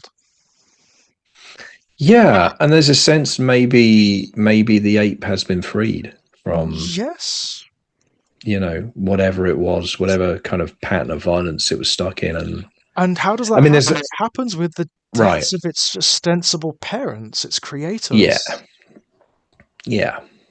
That's very interesting. Um, yeah, and it fits with Barker's sensibility that the animal itself has to be by its nature blameless, Oh yeah, absolutely. because You it's know, it's yeah, the animal is totally blameless in this story, like yeah, completely and utterly blameless, even though it physically commits the violence, even though it physically yeah, commits the murder and everything else. It itself is an expression of the sickness and the neuroses of humanity. yeah, It itself is completely blameless. It's been corrupted, right? It's been infected by humanity in a very perverse way. yeah, And by yeah. I mean, stories. yeah, It's been infected by yeah, stories in the same way that I wish I can never remember his bloody name. The friend character, yeah, who conditioned the ape. He has been in his turn, infected by the stories that Philippe is his name, isn't it? Yeah. The stories that Lewis and his ancestor told, Yeah. and that Poe took But and retold. also, don't you think it's interesting that the thing that drives Philippe to this incredibly like destructive path is the corrosive effect of his friend's insistence that the story might be true. Right. And it's like, and ultimately Philippe's motivation is he's so infuriated by that notion that he can't deal with life. He cannot deal with the notion of ambiguity. He can't deal with the notion that it may or may not be true. He has to know. Has to know. And in order to know, he has to prove it. And in order to prove it, he has to do this terrible thing. Yeah. Wow. I mean, that's Frankensteinian, isn't it? That's going back to Shelley. Yeah. Yeah. That's amazing. It is. Yeah. But it's also, it speaks again to Barker's sensibilities about like, why do we have to fucking understand absolutely everything about absolutely everything? Like, what is that obsession? Like, because what value ultimately would Philippe get? What value does Philippe get from knowing? Yeah. What does it gain him? You know, in the effort, he damns himself, of course. He destroys himself. Yeah. Yeah. No, you're right. You're absolutely right. There is a strange perversity here. And, you know, Barker has a healthy respect for perversity in many, many respects, and for some of Philippe's perversities, to be honest. He really does. He doesn't judge Philippe for being with a 19-year-old. That's not the point. I think that's very clever, though, because I think that it's not that Barker doesn't judge Philippe, it's that the narrator doesn't, and therefore we don't, and therefore we assume Barker doesn't. But actually, when Philippe's true nature is revealed, it's that brilliant moment where the scales fall from the narrator's eyes, and not only does he, I mean, again, I can't remember the exact line, but it's not only that he realizes his friend is awful, he realizes his friend has always been awful. That's the incredible. It's really telling, like, you know, the coward he has always been, or whatever the line is. Yeah. And it's kind of Barker peering over the top of his glasses at us at that point, being like, "Are you guys paying attention back there?" Yes, by the way, yes. This man like, you've been this sympathizing isn't with. cool. Yeah. You know, like, I know you thought this was great. It's not. Yeah. I thought that was really smart, actually. Actually, and the thing is, yes, like, you could fuck that up a million different ways. You know, it takes a writer of Barker's skill to land that, I think. Oh, honestly, it's ridiculous, isn't it? I know we say every single episode, but he does have this. I mean, in these stories in particular, and this one, again, this story is so weird for Barker. He'll never do anything like this again, by the way. I don't think he ever once in his entire career after this does he so like openly and brazenly take another story and homage it in this way. I mean, there are general homages throughout Barker. You know, there are meta narratives like Faust. Faust comes up again. I mean, Hellraiser is Faust, right? Yeah, it comes up again and again and again and again. But he will never like take the substance and even the name of a story. I mean, this is the thing, right? There's tips of the hat, and then there's going, by the way, murders in the Rue Morgue probably really happened. And that's where we're starting. It's like, oh, okay, Clive. And also, I'm not even going to like directly homage the story and that I'm going to explore the same themes. No. I'm going to introduce all of this existential anxiety to this story. Technically, this is a sequel. Yes, it is. Right? Like, or at least potentially a sequel, because obviously, again, one of the themes is unknowability, right? Absolutely, yes. And it's interesting, isn't it? What is the big sin of this story that is about ambiguity and unknowability? The great sin is trying to know the unknowable. Right. That's the great sin. It's not being able to appreciate ambiguity, right? It's not having to undo accept it. Yeah, exactly. Wow. And we're back to, what does that mean? We're back to a lack of imagination. Yeah. We're back to a lack of an ability to just imagine and suppose and hold the contradiction in your head. This may be true and this may not be true. And Philippe is incapable of doing that. Philippe, the guy who likes to, you know, the 69-year-old man who likes to 69 years old. I mean, come on, Clive. Yeah. Who likes to sleep with, like, you know, 19-year-old girls, prostitutes, it turns out. Like, guess what? That guy, no imagination, can't handle it. In fact, his mind is offended by the ambiguity of imagination, and therefore he undertakes this grotesque experiment to try and make something real, and then blames his friend for it, for telling the fucking story. Right. You know what Right, this is? This is a parable of this is fucking video nasties. This is actually a parable of the fucking 80s Yeah. censorious bullshit about video nasties. So it's Like, it's not me, it's not my fault, it's the stories, right? yeah, It's yeah, your fault for yeah, the exactly. stories. Yeah. Yeah, Oh my God. Yeah. And again, that's something that would have been happening contemporaneously, obviously. yeah, yeah, yeah. Well, I mean, it's But, something that happens all the time, right? yeah. But I mean, It's like, it actually would it's have been like, so yeah, like culturally in your face in the 80s with the Merry mm, White House Crusades and the Video Nasty Scare and like people talking in yep, Parliament about the Evil Dead and whatnot. yeah, yeah. No, it's true. Yeah, it's all in the ether at the moment. Well, you know, and again, partly because the Tories are in charge, and there's nothing the Tories love than a nice moral crusade to, you know, make sure no one's paying attention to the swinging cuts they're making to the welfare state and, Yes. you But know, of course, and we can't industry allow the and Teenage Mutant Hero Turtles, by the way. Not Ninja Turtles. We can't have them called no, Ninja we Turtles won't because allow ninjas ninjas. are assassins, apparently, and that's evil, Yeah, that's yeah, wrong, it's corrupting. I mean, we can take away, like, all of the funding for kids support and for, for community centers and whatnot, but yeah. they cannot, Michelangelo cannot use his nunchucks. No, because that would be bad. That would be bad, wouldn't Decimating, yeah, yeah. I mean, we can decimate, you know, unionized industries and then sell them off to private firms. That's it? good, of course. Yes, absolutely. But yeah, but nunchucks, telling you, In man, cartoons. in cartoons, yeah, yeah, very unsavory. Bad role models. Have I lost you again there, George? I feel Hello? like I might have done. Hey, Hello? Oh, hello, hello. hi. Can you hear me? I can now. Oh, good God Almighty! I'm having a very technical arse at the moment. I don't know what's Yeah, going a on. little connection wobble there. I think that's all right. Very unusual. Yeah, But yeah, this story, it's so odd in context yeah, with the Books of Blood. It's such an unusual experiment. And yeah, as I say, there are echoes of it. It's almost like a preemptive version of certain stories that will recur later on.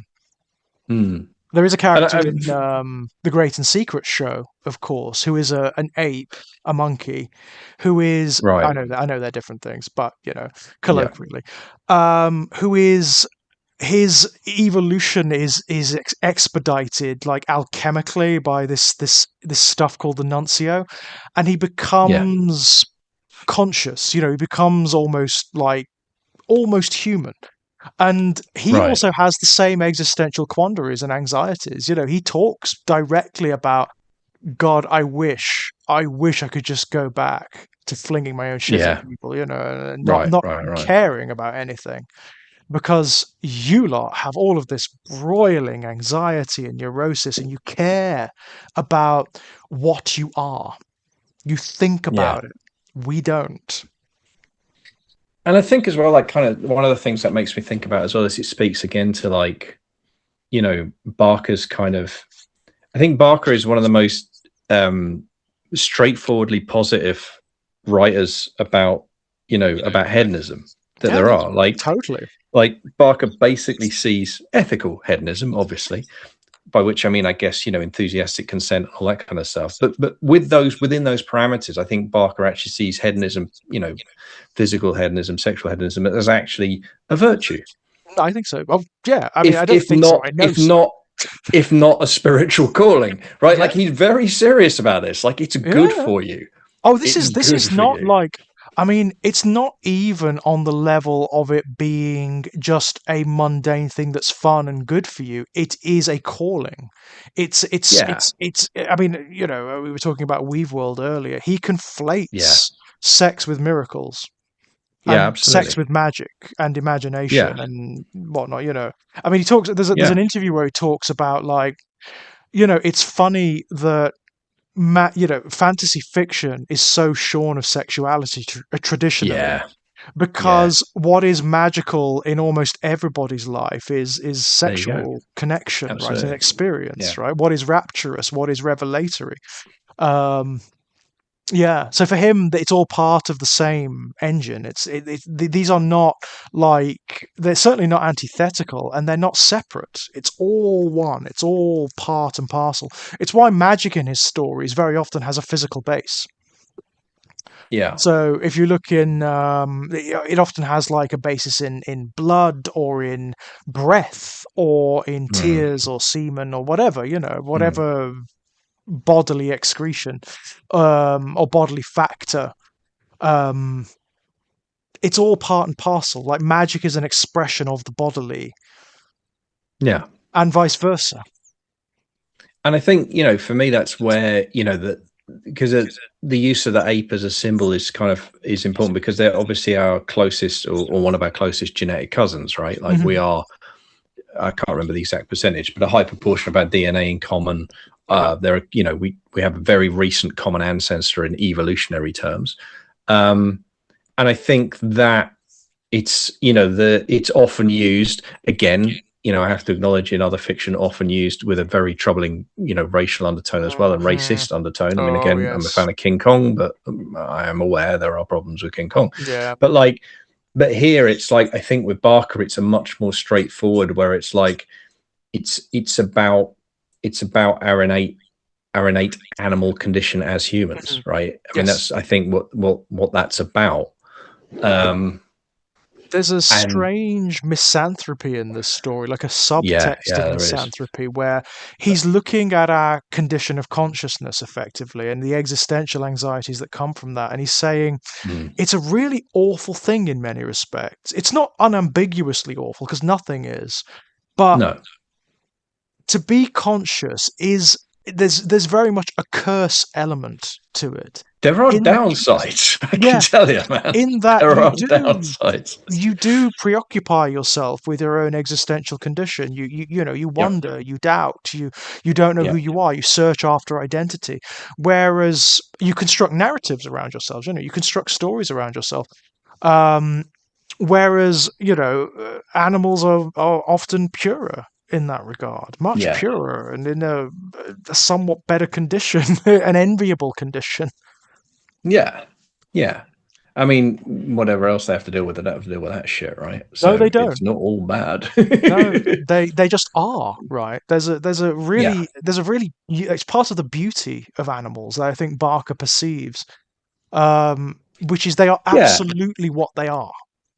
And I think it's interesting where, for me, when you look at the most benign and often potentially beneficial, aspects of, I'm not going to go as far as religion, but certain aspects of certain kinds of human spirituality, they are about attempting to recreate that state Yeah. of nowness, right? That state of Yes. being in the moment, because we are perpetual. I mean, I speak personally, like most of my time, and partly this is a symptom of ADHD as well as Mhm. imagination. I've got half a dozen tabs open at once. I'm thinking about the future. I'm thinking about tomorrow, and I'm thinking about next week, and I'm thinking about Mhm. next month and next year and 10 years time, and if I'm going to get to 20 years time. And I'm also thinking Yeah. about 20 years ago, and I'm thinking about yesterday, and I'm thinking about what's just happened, and it's all going on at once all the time. And it's quite hard sometimes, frankly, to keep the voices down to a dull roar. And Yeah. one of the ways I can sometimes do that is through creativity and through writing. And one of the other principal ways I do it these days is through singing, through being in a Mhm. band, because it requires you to be perfectly present in the moment if you're going to do it properly.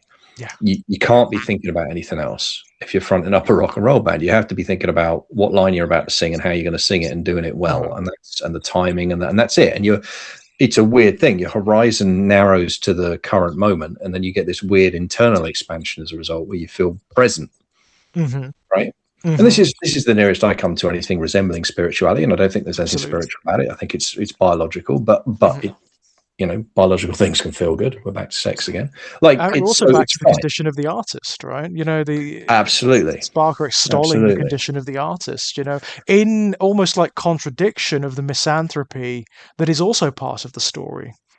yeah. As I say, But I nothing think is unambiguous, right? In Barker, the nothing is misanthropy, I unambiguous. think, in the story is not. It's not misanthropy. It's about, it's a critique of the aspects of consciousness that are difficult, are Yeah, damaging, are yeah, limiting, I right? think so.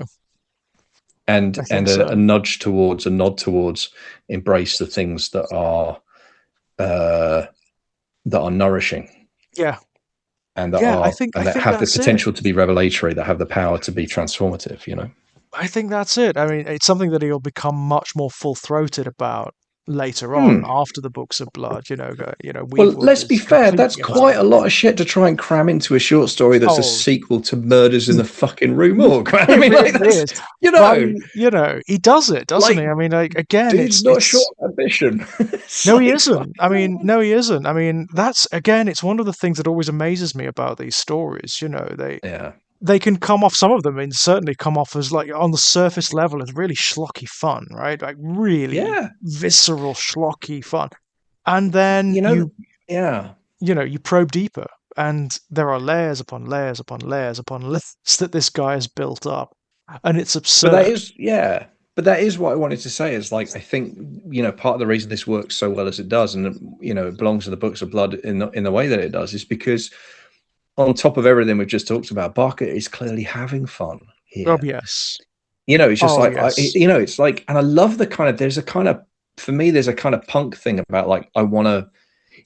It's like when the Sex Pistols did a cover of a Monkey song. Mm-hmm. The Sex Mm-hmm. Pistols take I'm Not Your Stepping Stone, which admittedly for the Monkeys was quite an angry song. But obviously the Pistols playing it kicks it into a Yeah. different gear, like a different universe. And it's great. It's really, and this is almost like that. It's like Barker being Yeah. like, I want to do a Poe story. I want to do and therefore by proxy, I want to do a Sherlock Holmes story. But like, Yeah. I'm doing my But version. I'm doing it. Yes, Like, it's mine, right? This is yeah. Barker's Poe, right? Yeah. And it's great, like Yeah. because it has that energy, it has that attack, Mm-hmm. it has that. But part of the fun comes from seeing someone who has the power of imagination that Barker has, who has the ability to realize that Barker has, like riffing on someone else's song, right? Yeah. Like that's because you're right, he won't do this very often. He Because why would you? no. And it obviously it's a massive sign of respect to Poe, right? It's Mm. obviously a massive tip of the hat as well Oh because yeah. it's not this is not I Oh, mean, I it's say it's like it's like the Pistols covering the Monkeys, but mm, he's not spitting in the face of Poe. not It's at a all. No, this is not respectful a kind of yeah. yeah. This is not like a criticism or a No, satire or anything like that. no. But it's the courage and the confidence and the arrogance of Barker to be like, well, Mm. I'm going to do my fucking thing with this, Yeah. I like this and story, but I want to do something different with it. yeah, and having the combination of like the balls, the talent, maybe even a little bit the naivety to pull it Mm. off. Yeah. Just, or at least naivety is probably the wrong word, but like, what do I mean? Well, back to what we were talking about, unself-consciousness, right? Yeah. Like the I think refusal to get too self-conscious about it. I think so, because at this point, of course, and when he was writing these stories, he had no idea anyone would see them outside of his friends No, that's circle. true. He had Yeah, not that's the true. first clue. It turns out, like, Stephen King saw them, and Yeah, and a lot of other people right. thereafter. And Ramsey, and yeah, and the rest is Yeah, history, right. right? Yeah, Oh but man. no, And again, I it's mean, a hell of a piece of work, man. Hell of a piece of work. I know. I mean, forgive us, guys, if we are sounding like broken records, but like the man Yeah, is on another level, isn't he? He's like yeah, every fucking time I come back to him, he just flabbergasts me every single time. The intelligence, the elegance, the poetry, the sheer ability of the guy I is. mean, yeah, is on another level, but also always was on another level. Because again, we have to come back to like this is his debut, man. This is him coming out Right, right. as a prose writer, and it's just like, are you fucking kidding me right Yeah. now? I'm trying to Yeah, express in the book I'm writing at the moment about Barker's work. I'm really trying to express with appropriate language the degree to which he blew the gates off their hinges. You know, the yeah, degree yeah. to which he is not like anybody else operating at that time. No, no, he's in a league of his own. He's Um, It's like he's some created of that, it's like he's operating on some weird branch of like an other tradition that he's yeah. spun around himself somehow. But it's also I've been thinking about this a lot. Like a lot of the like genuinely like revolutionary artists, and I think about this in terms of music as well. Like, I mean, one Hmm. of the, you can like him or not. His output's been uneven over the years, but like I don't think anyone serious could deny, like for example, Dylan Right.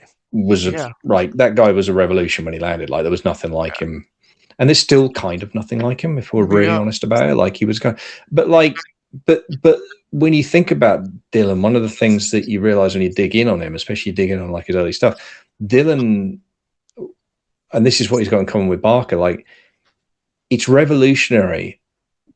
And also at the exact same time that it's revolutionary, it's deeply rooted in the traditions of the form that it comes from. Yeah. You know, right. Like Dylan was steeped in folk music and he understood it inside out, which is how he could suddenly do what he did with it and take it in this. And it's the same with Barker, you know, horror and fantasy. The guy lived and breathed it. Like, and this story is like, you know, it's almost too perfect a distillation of that, where it's like, now I'm just going to do fucking Poe, right? I'm just going to take on Poe, but I'm going to modernize it. Yeah. But it's still going to be Poe. Right. Because I can.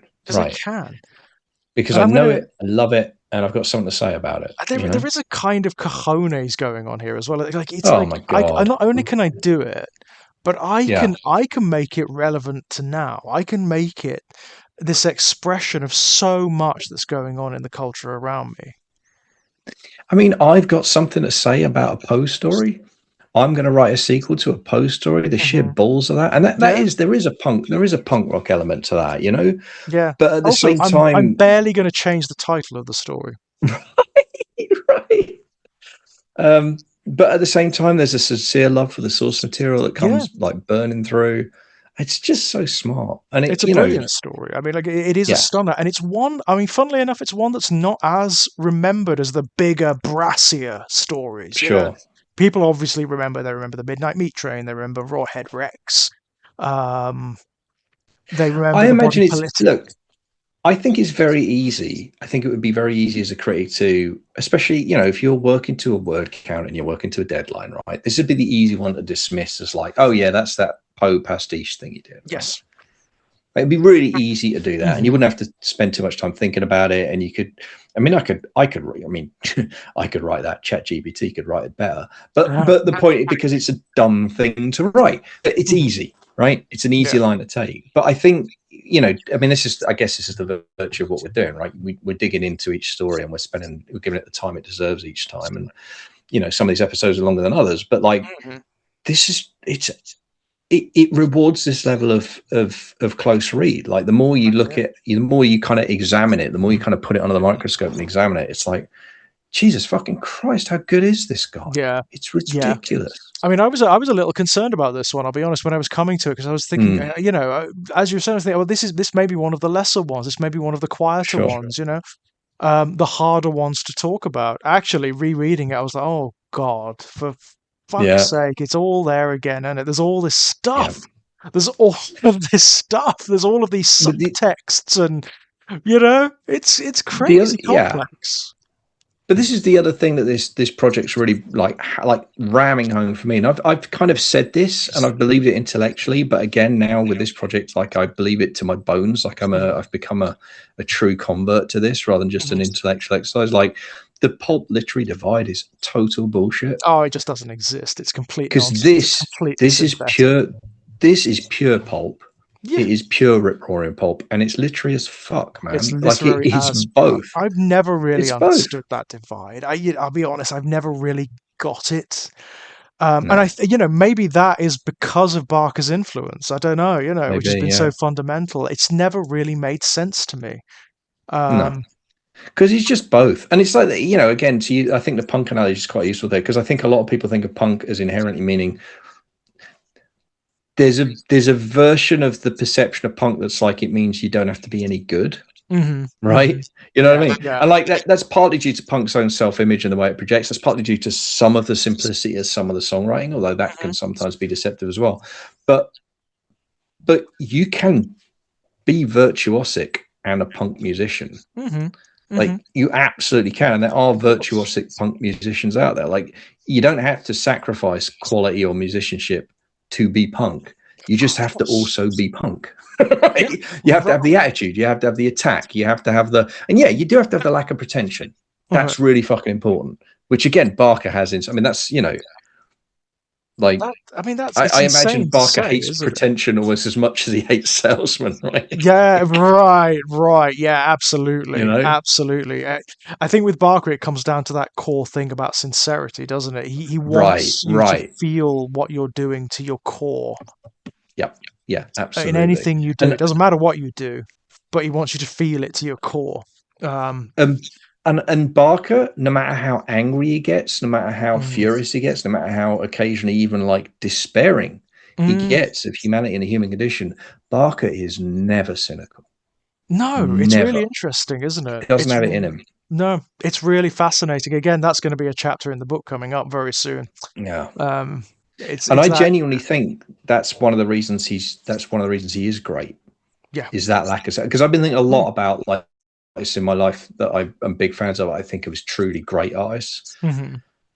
and I am starting to think it might be one of the shared characteristics. A lot of differences, but one of the shared characteristics might be exactly that. It might be a either a lack of cynicism or a refusal to be ruled by Yes, cynicism. a refusal to bow to it. Because the funny thing about Yeah, Barker and a lot of artists like him is that yeah, the darkness is all there.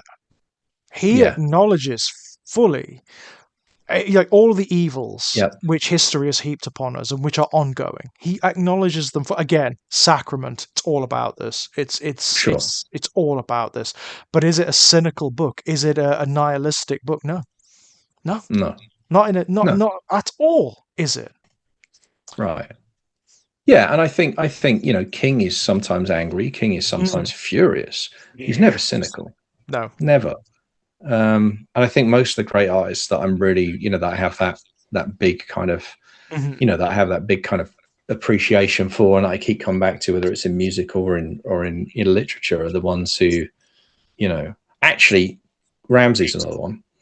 Ramsey Yeah. can be, he can be, he can be scared of people. He can be angry with people. He can be alienated by humanity. He's Mm-hmm. very good at writing about alienation, but I don't think Yeah. Ramsey's ever cynical either, No, I think you're right. I ever. think you're absolutely right. I see the same again. I Um, mean, like in Billy Martin, yeah.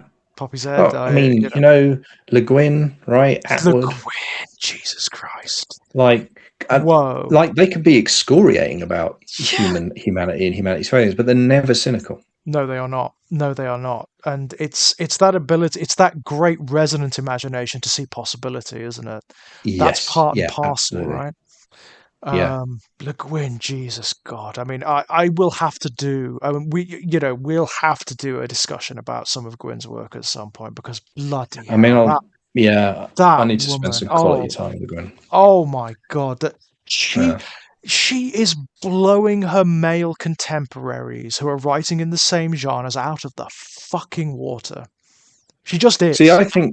I think in her era, at her time, she's doing exactly what Barker did, right? Yeah, She's just operating on a another fundamentally level. different level. Just a Yeah. completely different, like intellectual level, Yeah. imaginative level. She is so far beyond what most people are doing around that time in her genres. It's unreal. Yeah. Go and read The Lathe of Heaven, guys. Really. And go and read The Dispossessed. Jesus. Whew.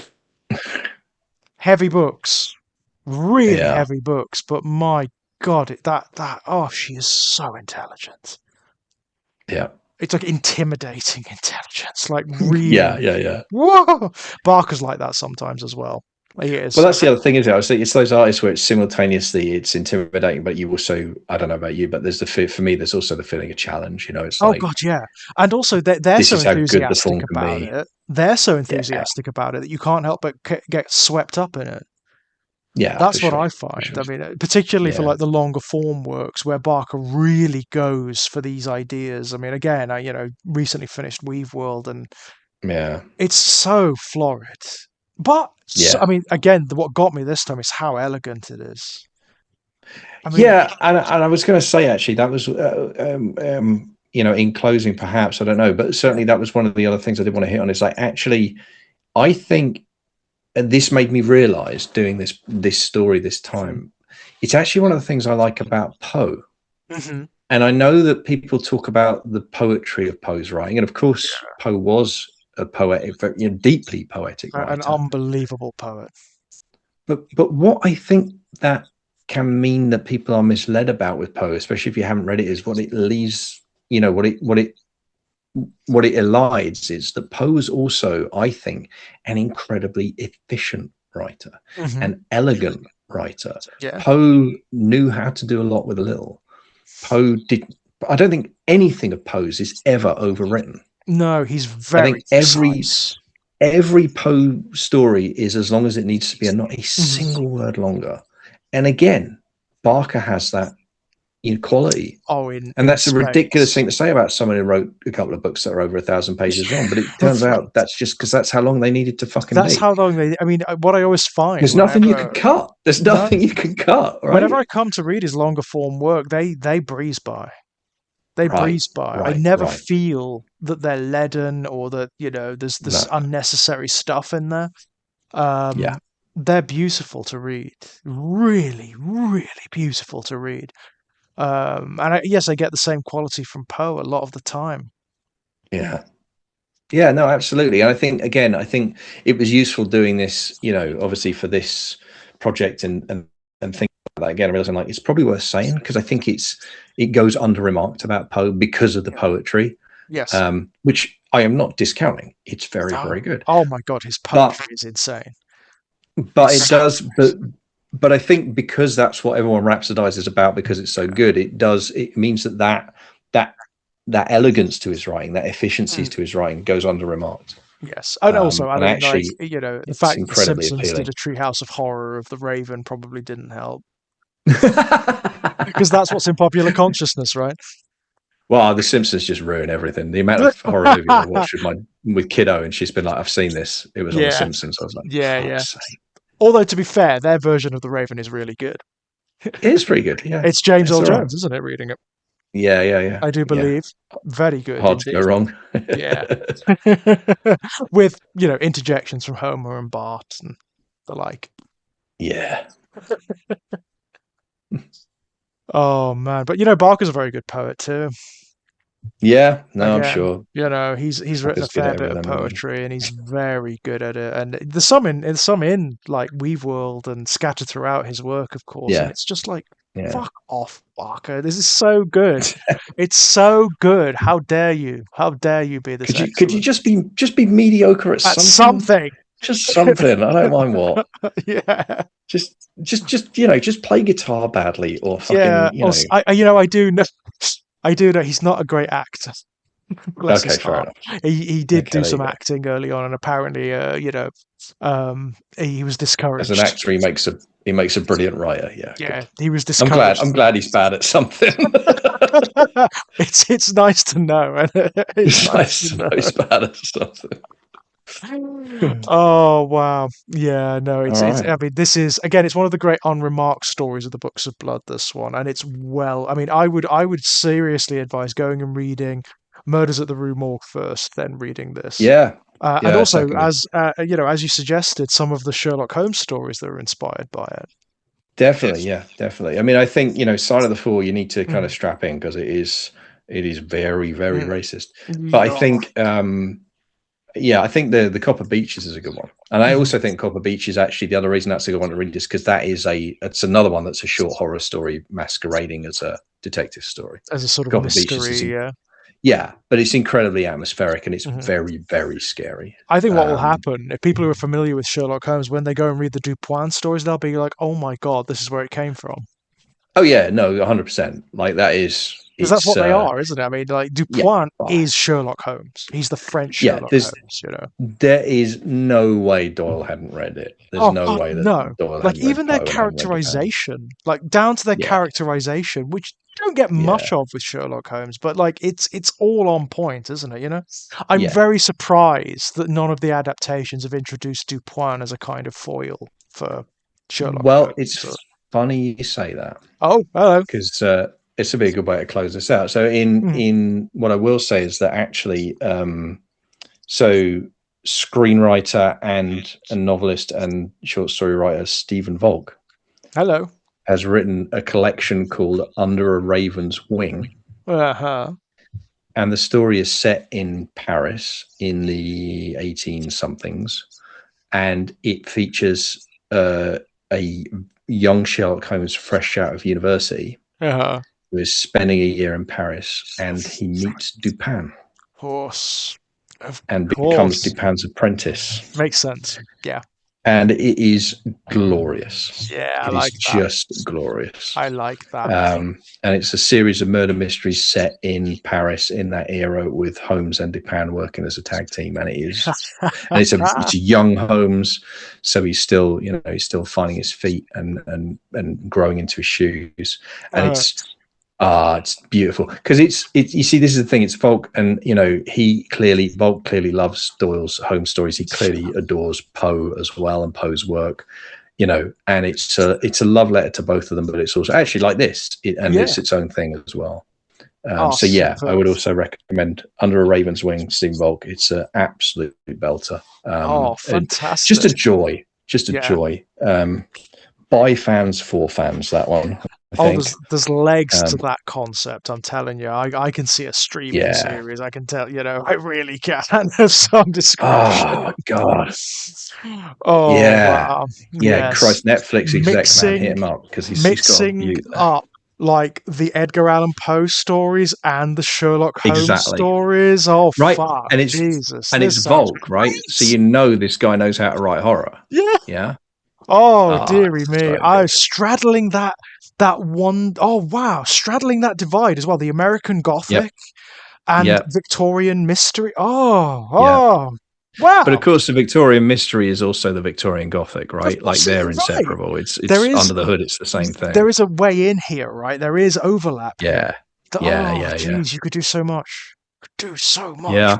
Jesus. And he does. And it's awesome. Brilliant. Well, yeah. Guys, new murders at the Rue Morgue. Barker's Books of Blood. So glad to be back, Kip. Yeah, me too, man. Me too. And that's really that closes out volume 2. So when next we meet, we'll be kicking off volume 3. And I think Son of Celluloid is next. I'll have to remind myself. Yeah. And then after that, I'm pretty sure we've got a guest for Rawhead Rex, so that'll be fun. That'll be good. Yeah, I love it. Yeah. Cannot wait. We may get a couple more guests on. I'm working on it. Me too. You know what? And I've said this before. You know what? You know the story everyone wants to fucking do, don't you? Yeah, it's in the Hills of Cities. Yeah, of course it's in the Hills of Cities. Every single person I've spoken to, and I mean, I'm not even like, there's no hyperbole. Literally every single one. Yeah. I want to do in the Hills of Cities. If they want to, I'm happy to talk about it again. I am so happy to talk. Well, I think you might have to start the In the Hills of Cities podcast series where you just talk about that. Well, I'm up for it. Yeah. It's doable. There's enough in there. But yeah, anyway, we've got someone for Rawhead Rex for sure, and there's someone else I was talking to that I'm hoping to get on. But fantastic. But likewise, there's a couple of people for a couple of stories I would really like to get on. Let's see how it goes. Before we go, Kit, anything you want to chuck into the ether? Let's see. Well, still my most recent novella was Millionaire's Day from French Press, which is the completely true story of the very bizarre events that happened just before the pandemic in the UK and the winter solstice. Right? It's fucking weird. You know from previously, from 2019, the suitcases of money that disappeared, and then we all pretended that didn't happen. So that's still out there, still available to get from French Press. By the way, guys, don't come at us in the comments. We know, all right. You love to deny it. You love to deny it didn't happen. It's like it's fucking weird at this point, quite frankly. We know it. You know it. Yeah. It's fine. It turns out. Quite frankly, I'm losing patience. I'm losing patience with the denialism. I'm having it. It's getting on my tits. See if you're familiar with this, George. It turns out, you tell the truth, nobody cares. Nobody fucking cares. I know, right. Anyway. So, Millionaire's Day's out there. Also, can I talk about this? Nah. Yeah, probably if I'm careful. I've had some interest from a publisher for a short story collection, which hopefully will be out by the end of the year. Oh, superb. So that'll be my first short story collection since Voices. I'm not going to go into details yet. Shadows collections. So yeah. So this will be a new one, and it will probably be called fish hooks and other tales. Ooh, hello. So look out Yeah. for that. Excellent.